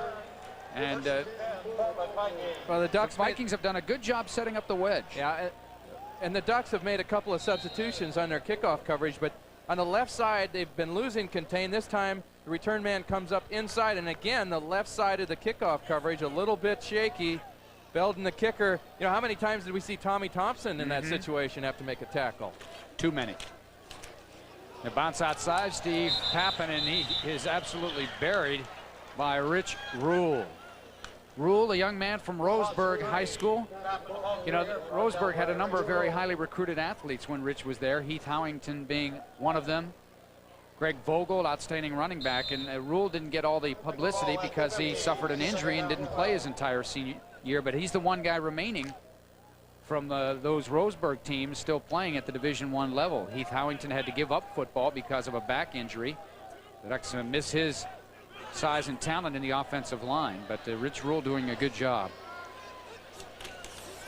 Here's Allen on a roll, Reggie Jordan in pursuit. Now Allen over the middle and incomplete, intended for Kyle Hawley. But now the Oregon defense, you sense, Ken, those front 7 or 6, whatever, starting to disdain the run and just trying to make an effort to put the heat on Kyle Allen. Well, Allen got a quick glimpse of Jeremy Asher, number 44, coming into sight, and that, I think, made the trajectory of the ball go up about 12 degrees. and that's his quickest release of the afternoon. Look at Steve Pappen. Scoring drive for Oregon, 7 plays, equal balance there, run pass, 39 yards. And Dino Filia on the 4-yard touchdown romp. Allen this time has a man in the flat, and it is intercepted by O'Barry on a highlight film move. Oh my goodness. He led the Pac-10 in interceptions 2 years ago, had 7 for the season. Man alive, I'll tell you what, that was something else. Well, it was a one-handed grab, and Portland State should be very happy that it happened on the sideline because nobody was there to stop him. Had he had room to take a left or a right turn there and go down the sidelines. Watch it, this is just a tremendous catch. Great hands. Whoa. Oregon has had some good defensive backs in years past, but this guy may be as athletic and come up with spectacular plays as anybody we've seen. Remember, he had the 3 interceptions against Cal when he was guarding Sean Dawkins a couple of years ago. Here's Dameron Ricketts. Almost came down with it. Oh, he did come down with it, they say. The side judge gave him credit for the reception. You know, he did have his hands on it. I don't know about control. Great effort by Ricketts, though. He was covered like a blanket. Couple of number 3s going battle on the sideline. O'Neal puts it up there in a position where only the receiver is going to get a shot at it. And does he have it? Yeah, he does. He had the left foot in bounds. I mean, it's bang, bang, and you'd like to get those every week. 26-yard pass and reception. You got to get him at home. 2 spectacular plays in a row. Here's the reverse to Ricketts. He's got one man to beat. Good play by Ted Leach to hang in there. And we have a late flag again. This will be against Portland State for a personal foul. But Ricketts, he's got good speed, and now the Ducks trying to loosen up that PSU defense with a reverse. Well, our premier statistician, Ron Richmond, at halftime was mentioning that he would like to see the end around, and what a great time to call it. Pretty good blocking there. Ron, nice call. Ricketts does a nice job of turning it inside. A late hit by... That was Royster, I believe. Marcus Royster got into it with somebody over there. And we have a Portland State player injured. Well, you know, there have been some lulls in this game, but these last 3 plays, Ken, you've got the interception by O'Barry, the great catch by Ricketts, and now the reverse by Ricketts. And you mentioned at halftime big play capability, and I don't think it's any more evident than the last 3 plays we've seen. Well, we saw it in the spring game. You know, Oregon's got a lot of offensive weapons. I was a little mystified by the 9th place picking by the coaches. I kind of felt like there might be a little sandbagging going on. Oregon still has some questions to answer, but they really got some nice skill people on the outside, and Rich Brooks is getting a chance right now to look at some of those young guys and see what they're capable of doing. It's Larry Austin being helped off to the sidelines. Running clock, 3rd quarter, 5-12. Oregon leading 38-9. O'Neal pressured, throws it away. A couple of years ago, Danny might not have done that. He really did mature last year, and I think everybody wants Danny to be perfect on every play, and he's been pretty close to that today. But his quarterback coach on that play will say, you were perfect. He dropped back, he gave everyone their allotted time to get open, they couldn't do it, and he threw it away and avoided the sack. He did a perfect job of executing there. It's not all just the quarterback for a completion. The receivers have got to get open, the line's got to give you protection. Draw play to Pulu Malapai, and knifing in from that right defensive end position is Jason Nye. They want him, and I'm talking about Nye on that play, just to run past the ball carrier. You don't even block him. I hope he just runs right by your ball carrier and you go around him for the touchdown. But he got a hand in there, tripped him up. Dino Filiaw back into the ball game. Pulo Malapai will come out. 3rd down for Oregon and goal at the 8-yard line. Ducks 2 for 4 this half in 3rd down conversions. Patrick Johnson in the ballgame now as a wide receiver as trips set to the left. O'Neal in trouble, scrambles. Now who comes to bail him out? Blake Spence tried, but there's that man Burrows again with good coverage on the tight end. And so O'Neal incomplete, and that'll force another field goal attempt. 4th down goal. The ball at the 8. Clock stopped, 4:16 remaining in the 3rd quarter. Dominated by Oregon as they have a touchdown, a field goal, and looking for 3 more here in the period. 25-yard field goal try. Perry Smith holding. Last year the Ducks averaged over 25 points a game. They look to have a lot of weapons this year and might be able to even improve upon that. This one's up and through, so Belden once again makes a field goal and once again gets knocked down after doing it. Kelly Johnson, I think, might have been the man, but whatever. Belden, welcome to college football, young man. He's been rough twice. I've never seen a kicker rough more than once in a game.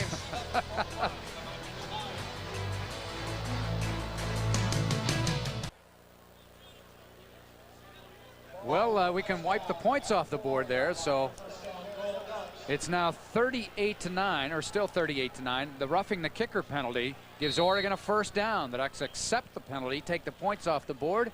We take it off the screen as well, and it's first and goal now from the 4.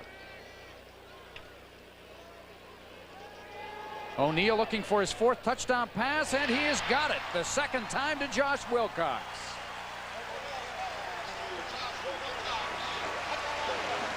Well, given a second opportunity, Danny O'Neal made the Viking defense pay. And O'Neal now with 4 touchdowns.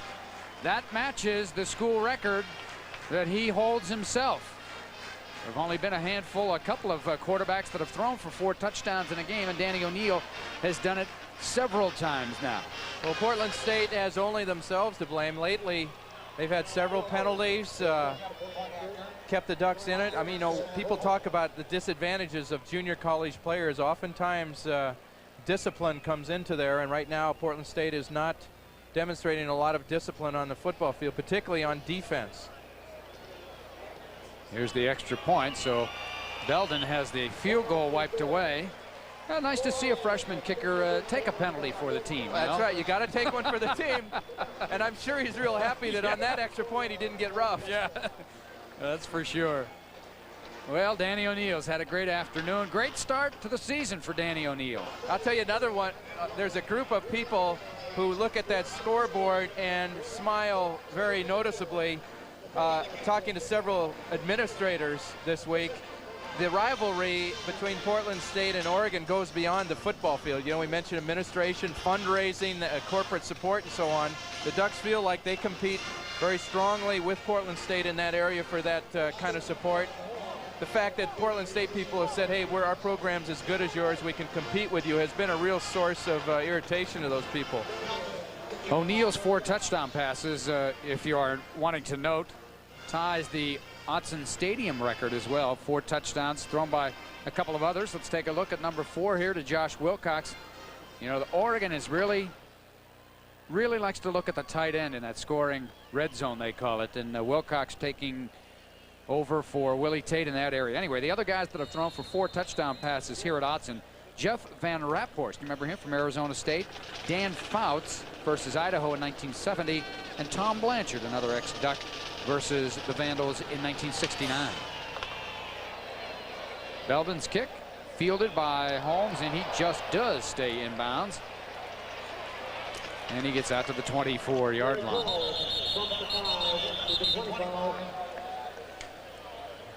Look at the scoring drive for the Ducks, aided by the roughing the kicker penalty. 6 plays. A touchdown pass to Josh Wilcox, his 2nd touchdown reception of the afternoon. Well, then the late hit after the completion to the right side hurt them as well.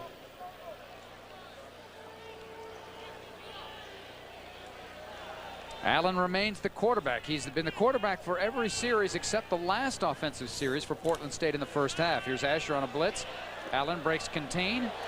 30, 35, 38-yard line. That's a first down. Alex Molden tripped him up. And I was just going to say, looked like an injured player down there, and I think it might be one of the Portland State receivers. Kyle Allen, you see, will step up. Asher on the outside is rushing, is kicked out by the back, and Allen doing what we were told before the game that he does so well. Gets a big first down. It looks like James Hunden. Someone fell on the back of his legs. See, a lot of those kinds of situations end up in knee injuries. You know, people fall on the back of your legs. You know, Portland State has to have, and I guess any college program, you have to have connections in recruiting. You have to know people that know people. You know all about that. But, you know, how do certain players get to certain schools? James Hunden played at the San Francisco City College, and the offensive coordinator there happened to be Tim Walsh's college roommate. So, you know, you give this guy a call because you have a player that wants to go to a Division II school, and that's how Hunden arrived at Portland State. Let's hope that it's not a serious injury.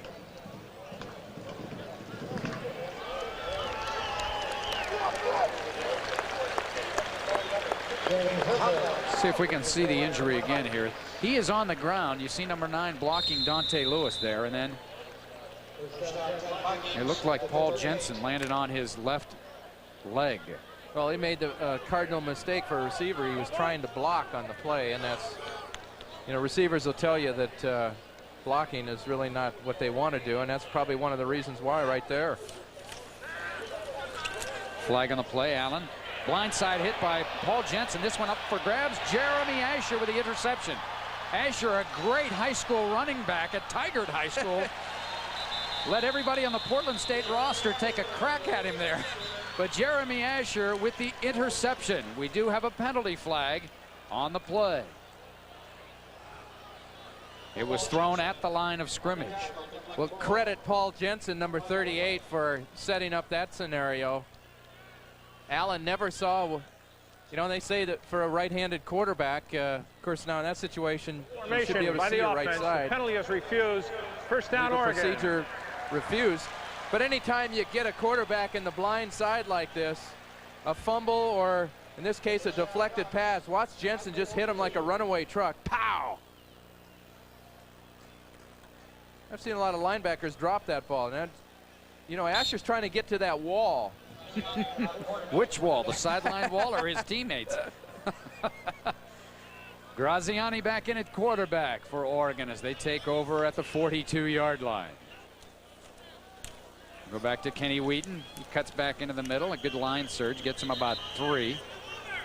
And now one senses, just looking at some of the extracurricular activity going on after plays, an immense amount of frustration.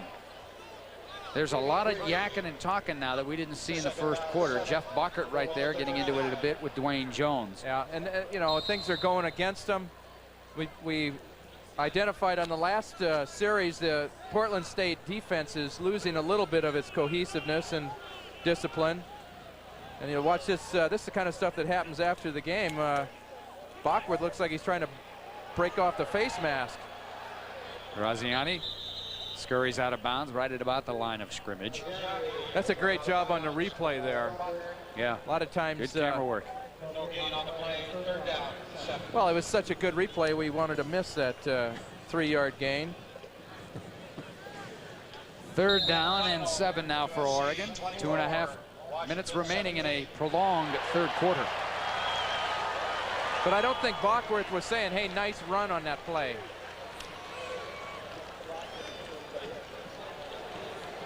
So Graziani in there at quarterback. Wheaton along with Dwayne Jones. Wide receivers Ricketts and Patrick Johnson. Here comes the blitz by Portland State. And that one is intercepted.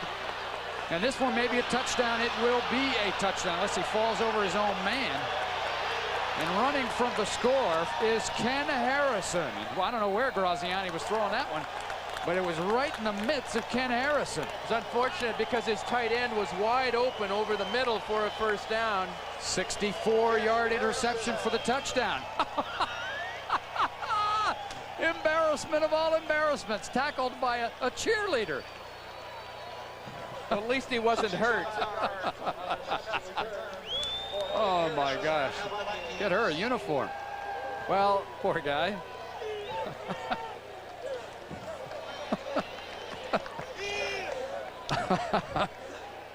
Well, one of life's great moments, spoiled by one of life's embarrassing moments.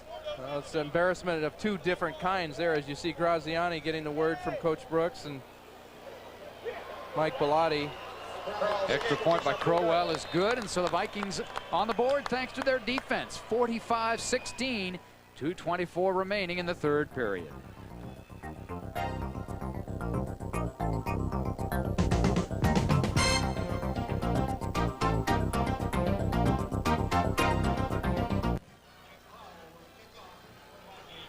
Big moment for Ken Harrison, the transfer from Walla Walla Community College. Interception pick, 64 yards for the touchdown. The Vikings get their second 6-pointer of the afternoon. Graziani had just decided who he was going to throw to beforehand. He threw it to a covered outside receiver, and you can see that once he released it, he never saw the rest of it, which is probably good because it was touchdown the other way. Crowell, another booming kick. This will go through the end zone. Well, they think at Portland State that they are an improved team in the kicking area this year. They feel they have better athletes for coverage, better athletes to do a number of things, but they also believe that with Jeff Crowell, they've got a guy that can handle both the punting and the kicking, and they will not drop off in that area at all. Well, the score is a little bit out of hand right now, but you know, you look at the punting game has really hurt Portland State early in the game. Ducks good field position. It's been more of a case of Portland State unable to cover the big play players of the Ducks. Marcel Stewart with the handoff from Graziani. So now we're going to see the reserves for Oregon in this situation. Rick Anderson, the stop for Portland State. A chance for some of these guys that haven't played at all in a Division I game to get some playing time. We see Rob Williams in there, one of the guard at positions. Both coaches right now are struggling to have their players maintain focus on the game. There's a lot of pushing and discussion after every. This is what's, you know, these two schools are 2 hours apart, and a lot of people know each other and have probably given each other a hard time about this game for a long time. Well, let's go back to why this game was scheduled as we see the penalty flag there. This game was scheduled initially because Oregon got a 12th game opportunity by going to Hawaii, so they could play a 12th game.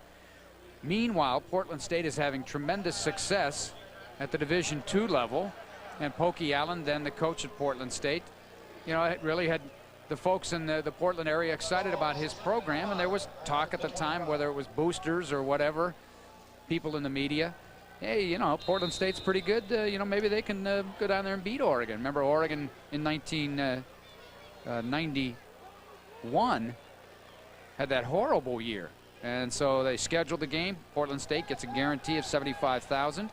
Blake Spence on the reception. He turns it upfield and he can run. This guy is a big, strong, fast tight end, and he's got a first down before knocked out of bounds by Portland State's Neil Fendall. So Blake Spence, Josh Wilcox, Matt Reinhart, when he is back in action, give Oregon a good trio at the tight end position. Gain of 28 yards. 16 for 24, Danny O'Neill. 1 out of 4 completions, a touchdown. That's going to help passing efficiency. See, Danny O'Neill has the number of 300-yard or 4 touchdown pass games as all the other Oregon quarterbacks combined. It's pretty impressive company. First down, it comes to Marcel Stewart, left side, 45-40, 38-yard line. Once again, it's Neil Fendall making the tackle for Portland State. Well, getting back to that, how the game came about, you know, Pokey, in building his program, did a lot of face-to-face work with the corporate world. And, you know, frankly, Portland State at that stage really depended on that. They don't get a Rose Bowl share like the Ducks do and a lot of the other television revenues and so on. So it's been interesting to hear of the kind of bitter rivalry over the corporate dollar. Graziani to throw, has time, throws deep. He's got a man, Patrick Johnson, and he can't quite do it. Pass interference on Portland State. Fendall got turned around a little bit as Patrick Johnson tried to come back for the ball. Patrick Johnson will give Oregon a deep threat. After all, when you run under 21 seconds for the 200 and 10-3 in the 100, you get people's attention. Well, it was interesting that he slowed down a little bit, and then the ball was in the air. He kind of took off again, and he caught the defender, number 6, Neil Fendall, by surprise. I'll tell you, nothing can make up for speed. Nice job by Graziani of stepping up. He knows he's going to get hit, puts the ball out there, and that interference, that bumping there, definitely hindered him from a chance of catching a touchdown pass. Good play, though. I mean, in college football, you're going to give up 15 yards. If he doesn't bump him, he gives up 6 points. Patrick Johnson from Redlands, California. Here's the handoff once again to Marcel Stewart. And it's Fendall making the stop at the 20-yard line, gain of 4. Patrick Johnson, the speedster out of Redlands. The coaches describe him, and you know, a lot of guys that run 10-3 are track guys that they convert into football players. But Mike Bellotti believes that Patrick Johnson is a football player who just happens to run 10-3. And Damon Griffin, the other freshman wide receiver that we may see at some point in the season from Monrovia, California, also a league sprint champion. So the Ducks trying to recruit speed at the wide receiver position. Well, I think their attitude, the coaches, is that although we do have these older receivers who have proven track records, we've got some young guys in a position to play and do some things right away. So we're not gonna keep them in storage all along. And it's nice they get a situation here where they can get in some good game action. Well, big third quarter here for the Ducks. 38 seconds remaining. They're knocking on the door once again. Let's take a look back, and you see Oregon got the field goal by Matt Belden to make it 31-9 after leading at the half by 28-9. Then Dino Filyaw powered in from 4 yards out, made it 38-9. Then the Ducks had a field goal. They took it away and decided to continue the drive after the penalty, and so they got Danny O'Neill's 4th touchdown pass of the afternoon, 2nd to Josh Wilcox, and then Ken Harrison for Portland State, the 65-yard interception return for the touch. Here comes the screen set up to Stewart. Oh, well defended. Oh, very, very well defended, and we may have 2 injured players. That might have been Harrison again over there. He might be hurt. Wow, that was a violent collision. You know, the Ducks can have 23 first downs today. Portland State only 7, but 7 of Oregon's first down have resulted from Portland State penalties. Yeah, as we say, the discipline factor has really been noticeable, particularly in the second half. Nice play by Ken Harrison. Just scored a touchdown and was leveled by a cheerleader. I think this hit was retribution. Retribution. Well, I hope the last hit hurt more than the one on the cheerleader. End of 3 here at Autzen Stadium. The Ducks well on their way to an opening season victory.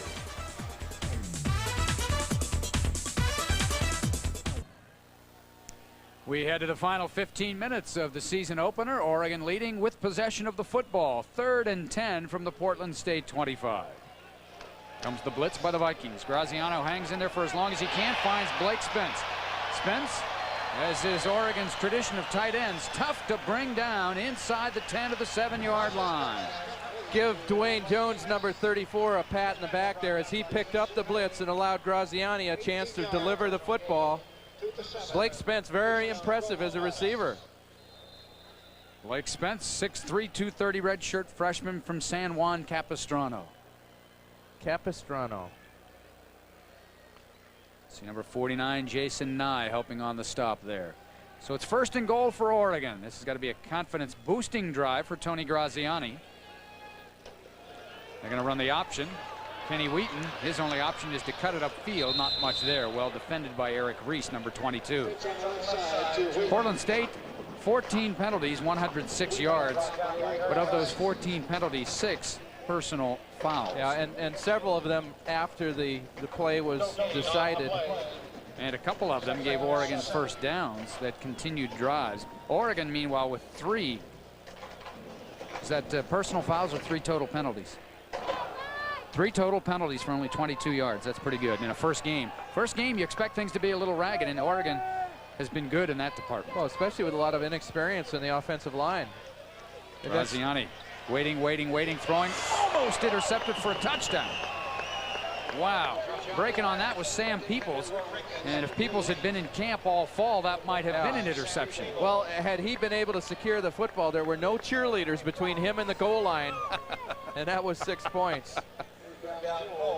Sam Peoples, they really like their 3 corners with Austin, Gentry, and Peoples. They all have experience. They've all started at one time or another.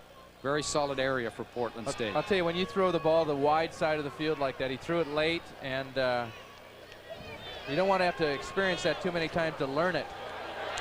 Jailbreak. Graziani should have thrown it away. That's inexperience there. Jeff Buckert got the sack from the inside linebacker spot. So Graziani getting his taste under fire. And good for Oregon in that they're going to win this game, and he can take a few lumps and learn in the process. But it has not been Tony's dream day. But it's a great learning experience. So Belden in to attempt another field goal. This one will be spotted at the 27. Well, see, O'Neill won't even let Graziani have his hat. He's wearing both of them there. So it looks like, Sherlock Holmes there. That's right, Tony. All he needs is the pipe and the magnifying glass. If you don't hit 50%, you don't get your hat. Well, unfortunately, it gives O'Neill the Elmer Fudd look, you know. Oregon with a timeout, a little indecisive in alignment on the field goal attempt. 13:08 remaining in the ball game. Let's update some of Danny O'Neill's career statistics. These are through today's game. And O'Neill closing in on Chris Miller for number 2 on the all-time Oregon list. And he's got a chance, if he has the kind of a season he had a year ago, particularly with 12 regular season games, to surpass Bill Musgrave's total of 83-43. There are literally no passing records that are, outside of his reach this year. Yeah. You say, well, he's total touchdowns, yeah. Total yardage, total passing yardage. He's only 3,000 yards behind. That's a And with an extra regular season game. Yeah. I mean, he threw for over 3,000 last year.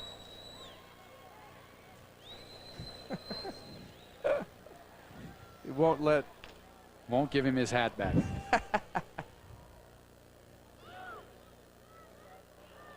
So Belden to attempt a 37-yard field goal. Ryan Perry-Smith, the holder. Perry-Smith, by the way, is the 3rd quarterback on the Oregon roster. The Ducks recruited a couple of freshmen that they hope to redshirt this year. Jason Moss from Arizona and Mike Phelps from California.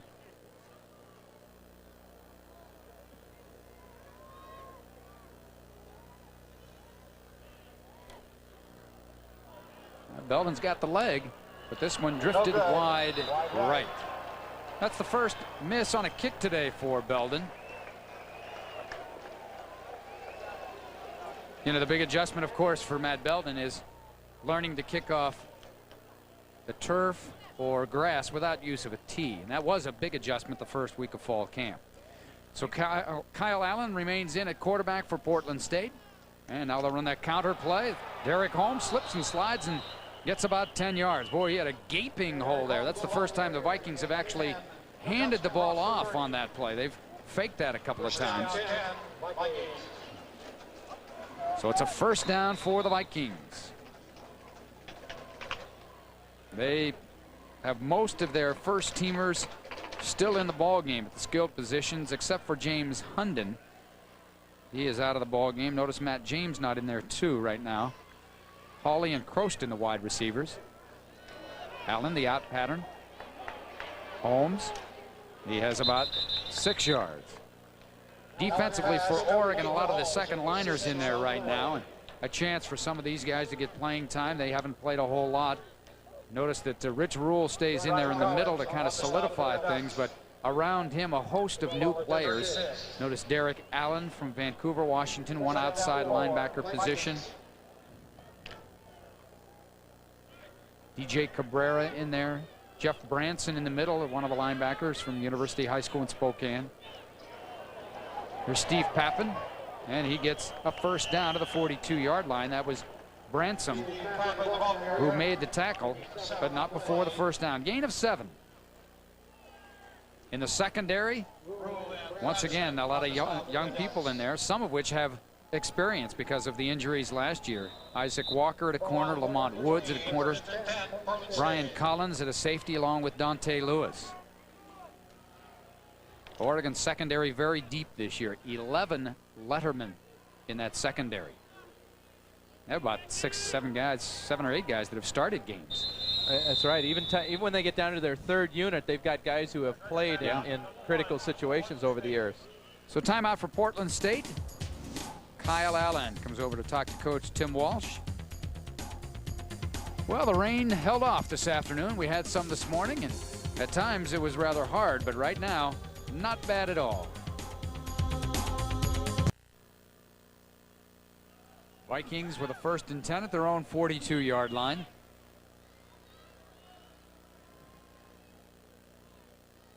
Officials waiting for everybody to get all set and ready to go, and here we are. Allen has gone most of the way for the Vikings today. Out pattern, Steve Pappen has it, and he's corralled by Jeff Branson after a gain of 4.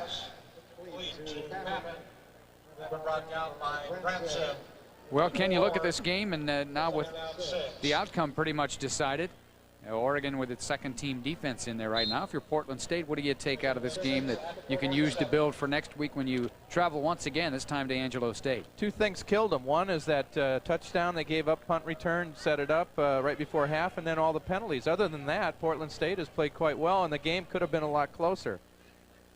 Not sure they have the manpower to win the game, but you know, they're competing right now. They're competing well against Oregon. No one's you know, flicking it in and hauling into the barn. And there's some good football players out there. As I say, the most glaring thing to me in the second half is the lack of discipline on defense. And that just seems to be kind of an emotional thing, not necessarily lack of talent. Gitsum took a big hit there from Brian Collins. Update you on some of the players that left because of injury. Steve Harden, sore knee. Shouldn't be a big deal. He'll be ready to go next week. Larry Austin from Portland State sprained left toe. He's out for the rest of this game. And as a cornerback, you better get that puppy healed in a hurry. Oh, all alone is Derek Holmes, and he has got all kind of room to run. Getting a shield block by Hawley, and Lamont Woods finally bumped him out of bounds. Broken coverage, obviously, there by the Oregon defense. As Portland State with a big gain inside the 20 to the 18-yard line. Well, the Ducks had 5 defensive backs in there, and I think in the Falcon package, the guy who plays Falcon has got to be aware of that receiver coming outside. And there were a couple of defensive backs lost in the middle here. You'd see a rush. The blitz is on. And there is nobody there to cover that inside receiver. Pretty good job by Lamont Woods of coming off of coverage and knocking him out of bounds. Definitely a mix-up in coverage inside. 1st and 10 for the Vikings at the 17. Counterplay to Derek Holmes. This time manages only 1. Mark Schmidt at the bottom of the stack for Oregon, number 54. Back to some of those injuries. Vernon Mitchell, left thumb sprain. Hope that he'll be back next week. And Ken Harrison suffered a mild concussion. I assume that was on the, not the interception. The second hit. It was on the second hit. Not the cheerleader. Yeah. So it does not look at this point like anybody has been seriously injured. Well, that's always a concern in game 1 as well. Very true. Well, remember last year Herman O'Berry goes down in the first quarter, how that changed the Oregon secondary look. Heat by Cabrera, dump pass, and it's caught, and a nice reception by Pappen. Fumbled, and I think that officially will go as a fumble, and a gain of 2 yards by Portland State. Well, for Oregon coaches, one of the nice things about this game is there have been a variety of different situations, and now here they are in their own red zone with the defense. You know, it's nice to have to defend, try out your red zone defenses without the fact that if they do score here, it's not going to be critical to the outcome of the game. Matt Lafrano, another redshirt freshman, outside linebacker, making the tackle. 3rd down and 10 for the Vikings at the 14.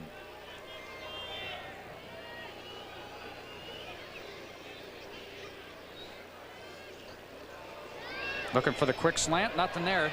Pass is almost intercepted by Lamont Woods, guarding Kyle Croston. Good heat. Mark Schmidt again along with Reggie Jordan. Well, Schmidt, they like him, and he has had a back injury in fall camp. Had a chance maybe to be a starter, but that back injury put him back a little bit. And they expect good things from him. Nice pressure on the outside. Desmond Bird as well, up the middle, number 99. That's what you need. Usually it takes 2 people to have pressure. You know, one person's got to force that quarterback to move somewhere where he doesn't want, at a time maybe the nose guard's beating his man. 4th down for Portland State. No field goal attempt here. Allen with time, lost it in the corner of the end zone. Intercepted by Brian Collins at the end zone. And he's got a chance here to make some yards, and he does, all the way out to the 25-yard line. Brian Collins with his first career interception.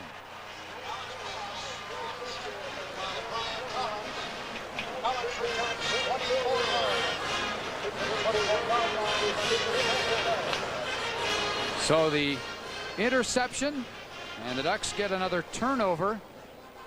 What, +2 today, Ken? Yes. Fumble recovery and the interception? 2 interceptions. 2 interceptions. Well, That's and they've given up 1, so they are +2 in the turnovers. Nice job getting up there and getting the ball. I think originally he was going to down the ball in the end zone, but then he saw that he had some room to go. Ryan Perry Smith now in at quarterback. And Marcel Stewart getting back to the line of scrimmage, maybe 1 yard. Travis Beard made the tackle for Portland State. Ryan Perry Smith has waited his turn and has improved in the last 2 springs to give himself an opportunity to play. He's been the holder, so he has gotten game action. It's been a long time since we've seen a third-team quarterback in by design. in a situation where the first 2 were not laid up in the hospital. Yep, that's a good point, Ken. Ryan from Granite Bay, California, and now he'll decide to take a timeout. Kyle Strait, the young redshirt freshman from Ashland, in there at center now. Marcel Stewart to the outside to the 30-yard line, and that's about it. While the Vikings haven't lost their intensity level, you see Jeff Bockert still out there, and Jason Heffley and so forth. They're still playing hard, but right now it's tough when you're at the short end of a 45-16 game to continue to play with the same emotion. That's right. Well, you know, spring football, for a lot of the Portland State, you know, the people they depend on, they weren't there. And that's, it's going to take them a little while. And I think, you know, although this game may end up being a somewhat of a shellacking, it's going to be a real good building experience for the coaches there as they get ready for a tough season of their own. Here's Stewart again. Eric Reese, the safety, right at the line of scrimmage, in a gain of maybe 2. So it'll be 3rd down, and now Oregon working on the running game, the clock approaching the 8-minute mark. So it'll be 4th down. And here come the special teams back on. And again, when you look at the special teams for Oregon, a lot of those guys on the first unit defense get back in there. You see Chad Cota's back in there. Derek Barnes, one of their pass rushers. So they're taking the special teams very important this year. Matt James, the lone safety for Portland State because of the injury to Hunden. And we have a whistle. And there was Belden getting it away. Pretty good kick, but they'll call it back. If you're Oregon, Ken, how do you look at what happened here today? You have to be pleased with your quarterback and your wide receivers, I would think. Well, the people you knew were good today. You know, all the established stars. I would say that we've got to get that running game a little bit coordinated. I think the offensive line, again, I think they've got talent there. Everyone talks about inexperience. 1 game less experience now. I think the defense looks like they got some big play capability. Up front, you know, they're going to be tested as they go along. A lot of interesting situations they've been able to go through today. You know, goal line offense, goal line defense, some kicking game situations. Belden, now that's the one that Coach Brooks says makes him feel good. That's a boomer. And you know the thing about Belden, he is, as you mentioned, a 2-step kicker. Several times we saw Tommy Thompson avoid block kicks. You know, you talk to the coaches, they say, hey, sometimes he'd take an extra step in there. I think it's going to be a while before, you know, he gets that tip of the ball to turn over and so on, but he's definitely got the leg. And with the kind of coaching attention he's going to get the next couple of weeks, I think what was a concern preseason with the kicking game will turn out to be a strength for the Ducks. 48-yard punt, no return for Belden. Steve Pappen tries the left side, breaks 1 tackle. Jeff Branson holding on for dear life, gain of about 4. You know, how about Oregon defensively, Ken? They played pretty well for most of the game. Portland State really didn't mount anything at all of a running game this afternoon. They were forced to throw the ball early. Your evaluation? Well, I think the key is that if they can force people to throw the football against them this year, you know, that is their strength. I think they got some pass rushers in there. It's got some pass rushing ability, but, you know, being able to stand up against the run, I think that's going to end up being a real critical factor, and they've been very good at that today. Little out pattern. I mean, we've belabored this at times, but just everything surrounding the rush is important to Oregon. Their ability to run the football effectively. Maybe they're not going to be a 200-yard-a-game rushing offense, but they need to be able to run, take pressure off their quarterback, and and do what they have to do. Defensively, last year I think they fell off in the rushing game. I think the coaches felt a little bit of it was intensity. We're seeing pretty good intensity today. Well, Nick Aliotti, the defensive coordinator, says, I don't know how we're going to do it, but we're going to play unbelievably hard and aggressively. That pass is dropped, incomplete. Former Oregon football player Steve Ward, the intended receiver. Ward started his collegiate career here and then transferred out and eventually ended up at Portland State, young man from Dallas, Oregon. Well, tell us about the new nickname of the Oregon defense. Well, Nick Aliotti says going to call it Gang Green. Gang Green, and the reason he's going to call it Gang Green is because it doesn't look very good, but it's awful dangerous and it can kill you. Well, as we mentioned earlier, that was written under Todd McKim's picture in his high school annual. Gang Green. No, I think that's a great description, and should Nick ever get out of coaching, I think he'd make a good sports information director. He could get in marketing. He's a real salesman. Here comes the counter option play here. Kyle Allen. There's Kenny Wheaton. Remember Kenny Wheaton on offense? Kenny Wheaton scored a touchdown. Now Kenny Wheaton has made a tackle defensively. I was wondering if Nick would be able to get him away from offense and get him a couple repetitions on defense. Well, that's a marvelous testament to a freshman. You're playing both ways. Yeah, as I say, Nick is a great salesman, and the extent of Oregon's defense this year may be how much of a sales job he does on them, that, hey, guys, we can do this. So number 41 there, Curtis Moore, an inside linebacker. Just another young one thrown into the fray. Allen to throw, has some time. The out pattern to Holmes, and good coverage by Kenny Wheaton. I guess this guy's a pretty good football player. He has a multitude of talents. Well, I love the fact that they're letting him play both ways. It's Dino Filiaw played both ways. I think it was last year in a game, had 8 snaps. Can't remember who it was against. Might have been, I don't think it was Stanford. Anyway, Filiaw went both ways in one game, but it is very, very rare nowadays.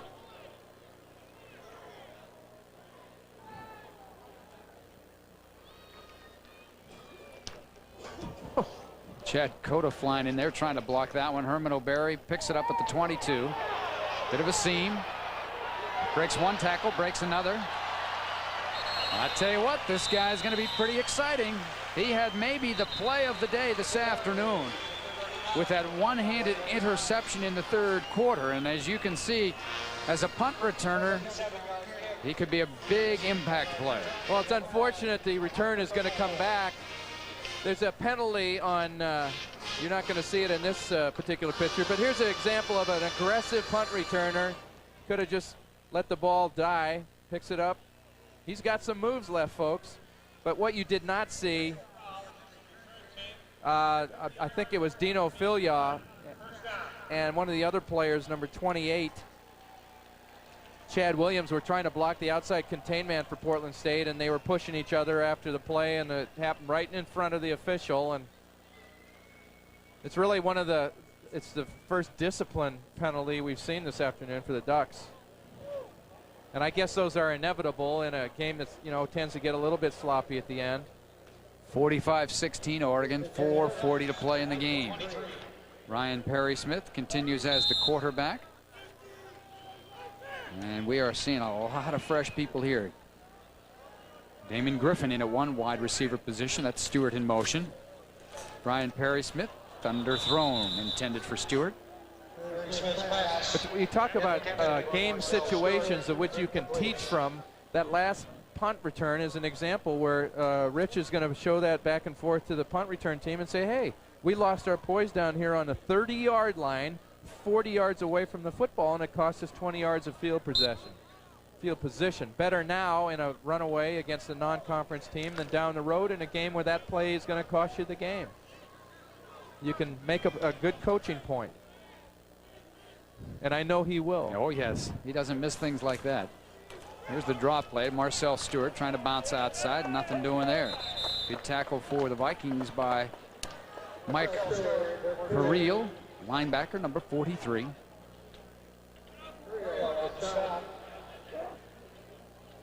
Not much left to be decided here except the final score. And at this point in this kind of a game, you just hope that everybody stays healthy so that both teams can go their separate ways from here. Portland State can get into its serious Division II schedule, try to make a run for its 7th postseason appearance in 8 games. And the Ducks, of course, heading over to Hawaii, which is always a tough place to win. Screen pass to Stewart.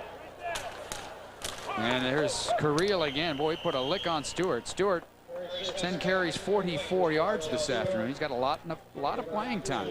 Of all the plays the Ducks have thrown against Portland State, that particular play has been defended the best. They have been right there, and the outside contained people have refused to be fooled. And so another punt for Matt Belden. His last punt, a 48-yarder, his best of the afternoon. Belden with 5 punts so far this afternoon. Look out. Yep, this one's blocked. And that one just took too much time. And making that block, I believe, was Sam Peoples. Well, one of the problems on the right side of the rush, 2 men came off the corner. Jeff Sherman bumped one of them, but you're going to see the pressure come from the right side of your screen. Yeah, that was a lack of blocking, not slowness on Belden's part, I believe. Yeah, so Sam Peoples gets credit for the block, and Portland State with a chance maybe to put another score on the board here. And a quarterback for Portland State, Josh Racanelli. He saw a little bit of action in the first half. Dump pass over the middle, in and out of the hands of Steve Pappen, and almost intercepted by Jeff Branson. Well, special teams, Ken, and the last year we saw this on several occasions, the Ducks not holding up, protecting their punter. Well, you can see, and actually that's probably an area coming out of this game that I would say might be the biggest concern for Coach Brooks. Their kickoff coverage has been soft, particularly on the left side. They've given up a couple of returns. You know, the punter needs more repetitions, but there's just a protection breakdown by veteran players, and that's got to bother you a little bit. Reggie Jordan from the blind side. That's a fumble recovered by Portland State, I believe. Reggie Jordan with a fierce rush from the outside. And he's known as a guy that can hold up against the run. They wanted to see if he could rush the passer, and boy, did he ever. Well, you watch this hit. Not only does he separate him from the football, but this is a ooh. Reminds me of Ernest Jones. Yeah. And we all can remember how he could ignite a defense and strike terror in the hearts of a quarterback. And you know, that's one of the concerns up front is, can we get that 4th pass rusher? And they feel he's got to be the guy. Looked pretty good on that play. Okay, here comes Jordan again, and he's again got the sack. So Reggie Jordan with a big burst here, a couple of sacks, and that'll force Portland State to punt. So the Ducks defense, second teamers, and of course Jordan, the starter, bailing out the special teams. Yeah, takes a lot of pressure off of everybody.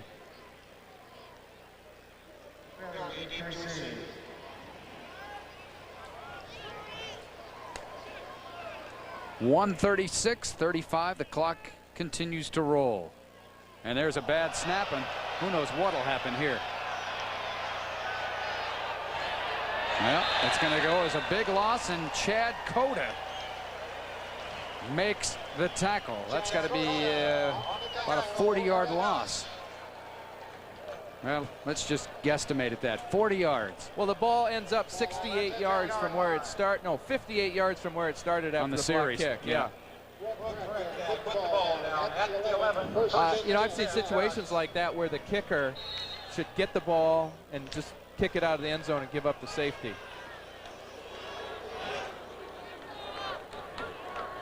Surprised he didn't remember that.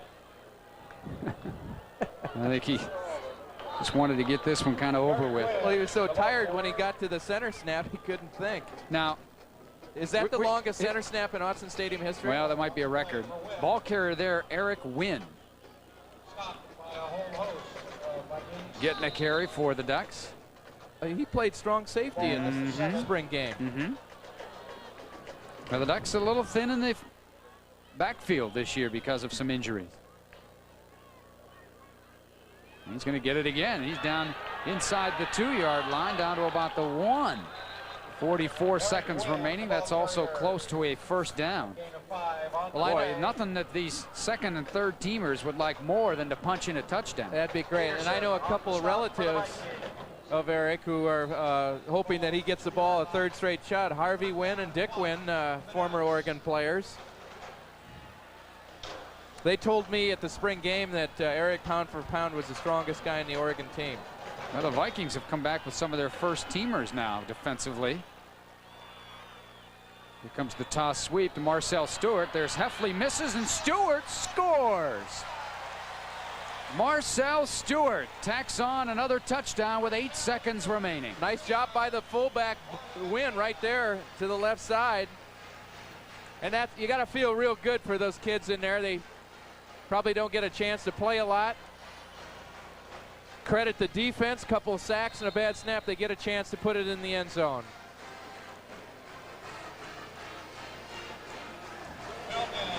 So Belden in to attempt the extra point. Your heart goes out to some of those guys from Portland State that have played so hard, just a little overmatched today, and they give up another score.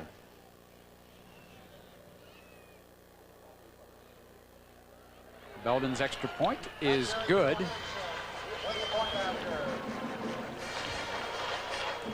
It was Johansson. Oh, Johansson kicked the extra point. Yeah. I'm sorry. Thanks for correcting me. So Eric Johansson, who a week ago at this time was lying on the carpet with what he thought was a broken collarbone, made a very quick recovery, wasn't broken, x-rays negative, so he gets a chance, the young man from Medford. And he gets a point and gets himself into the Oregon book. Take a look at the touchdown. Watch the blocking on the right side of your screen here. The fullback kicks his man out. Stewart hits it up inside. Pretty good job of blocking by those young pups.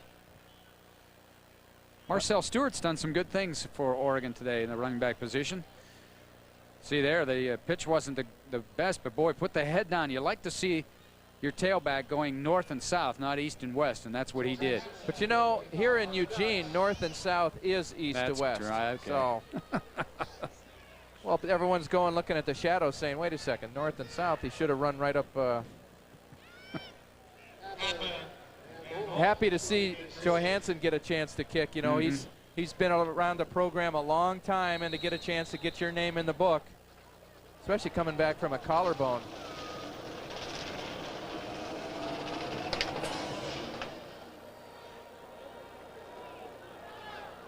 Oh, jeez. Derek Holmes.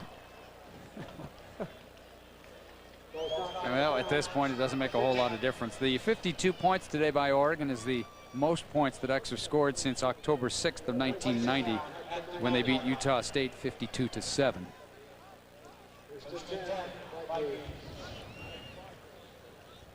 So maybe time for one more running play, maybe 2 more pass plays.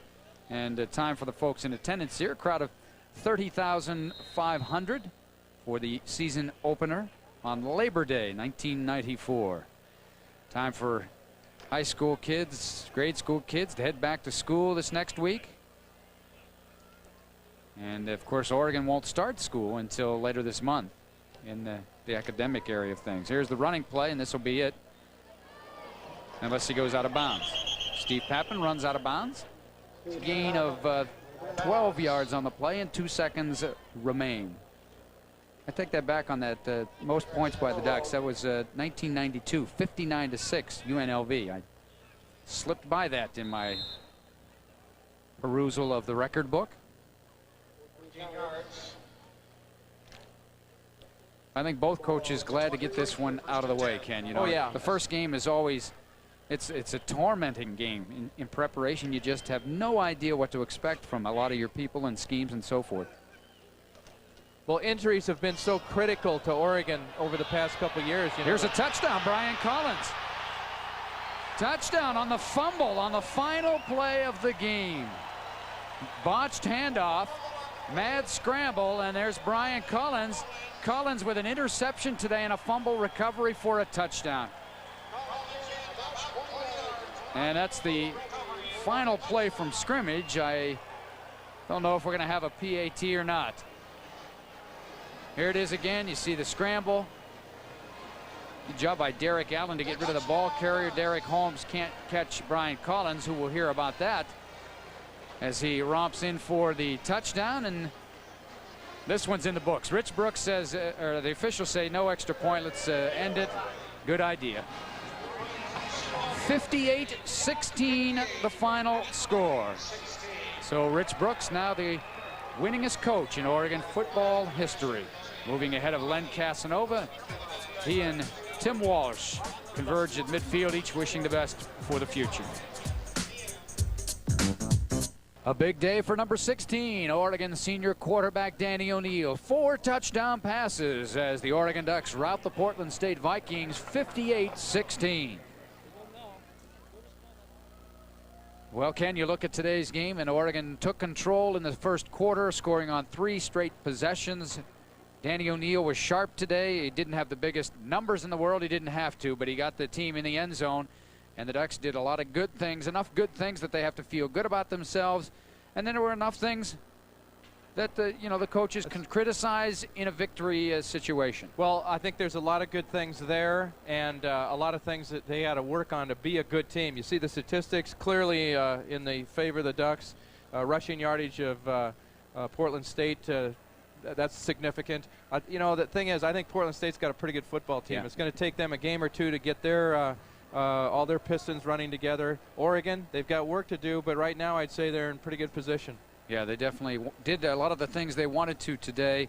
Third down conversions pretty good. First downs 24, and the big turnover, the 5 turnovers by Portland State, a couple of them directly leading 2 scores, and one was a score on Brian Collins's fumble recovery to end the ball game. And the turnovers coming as a result of pressure. So that's one thing they were unable to do last year. This is a new year.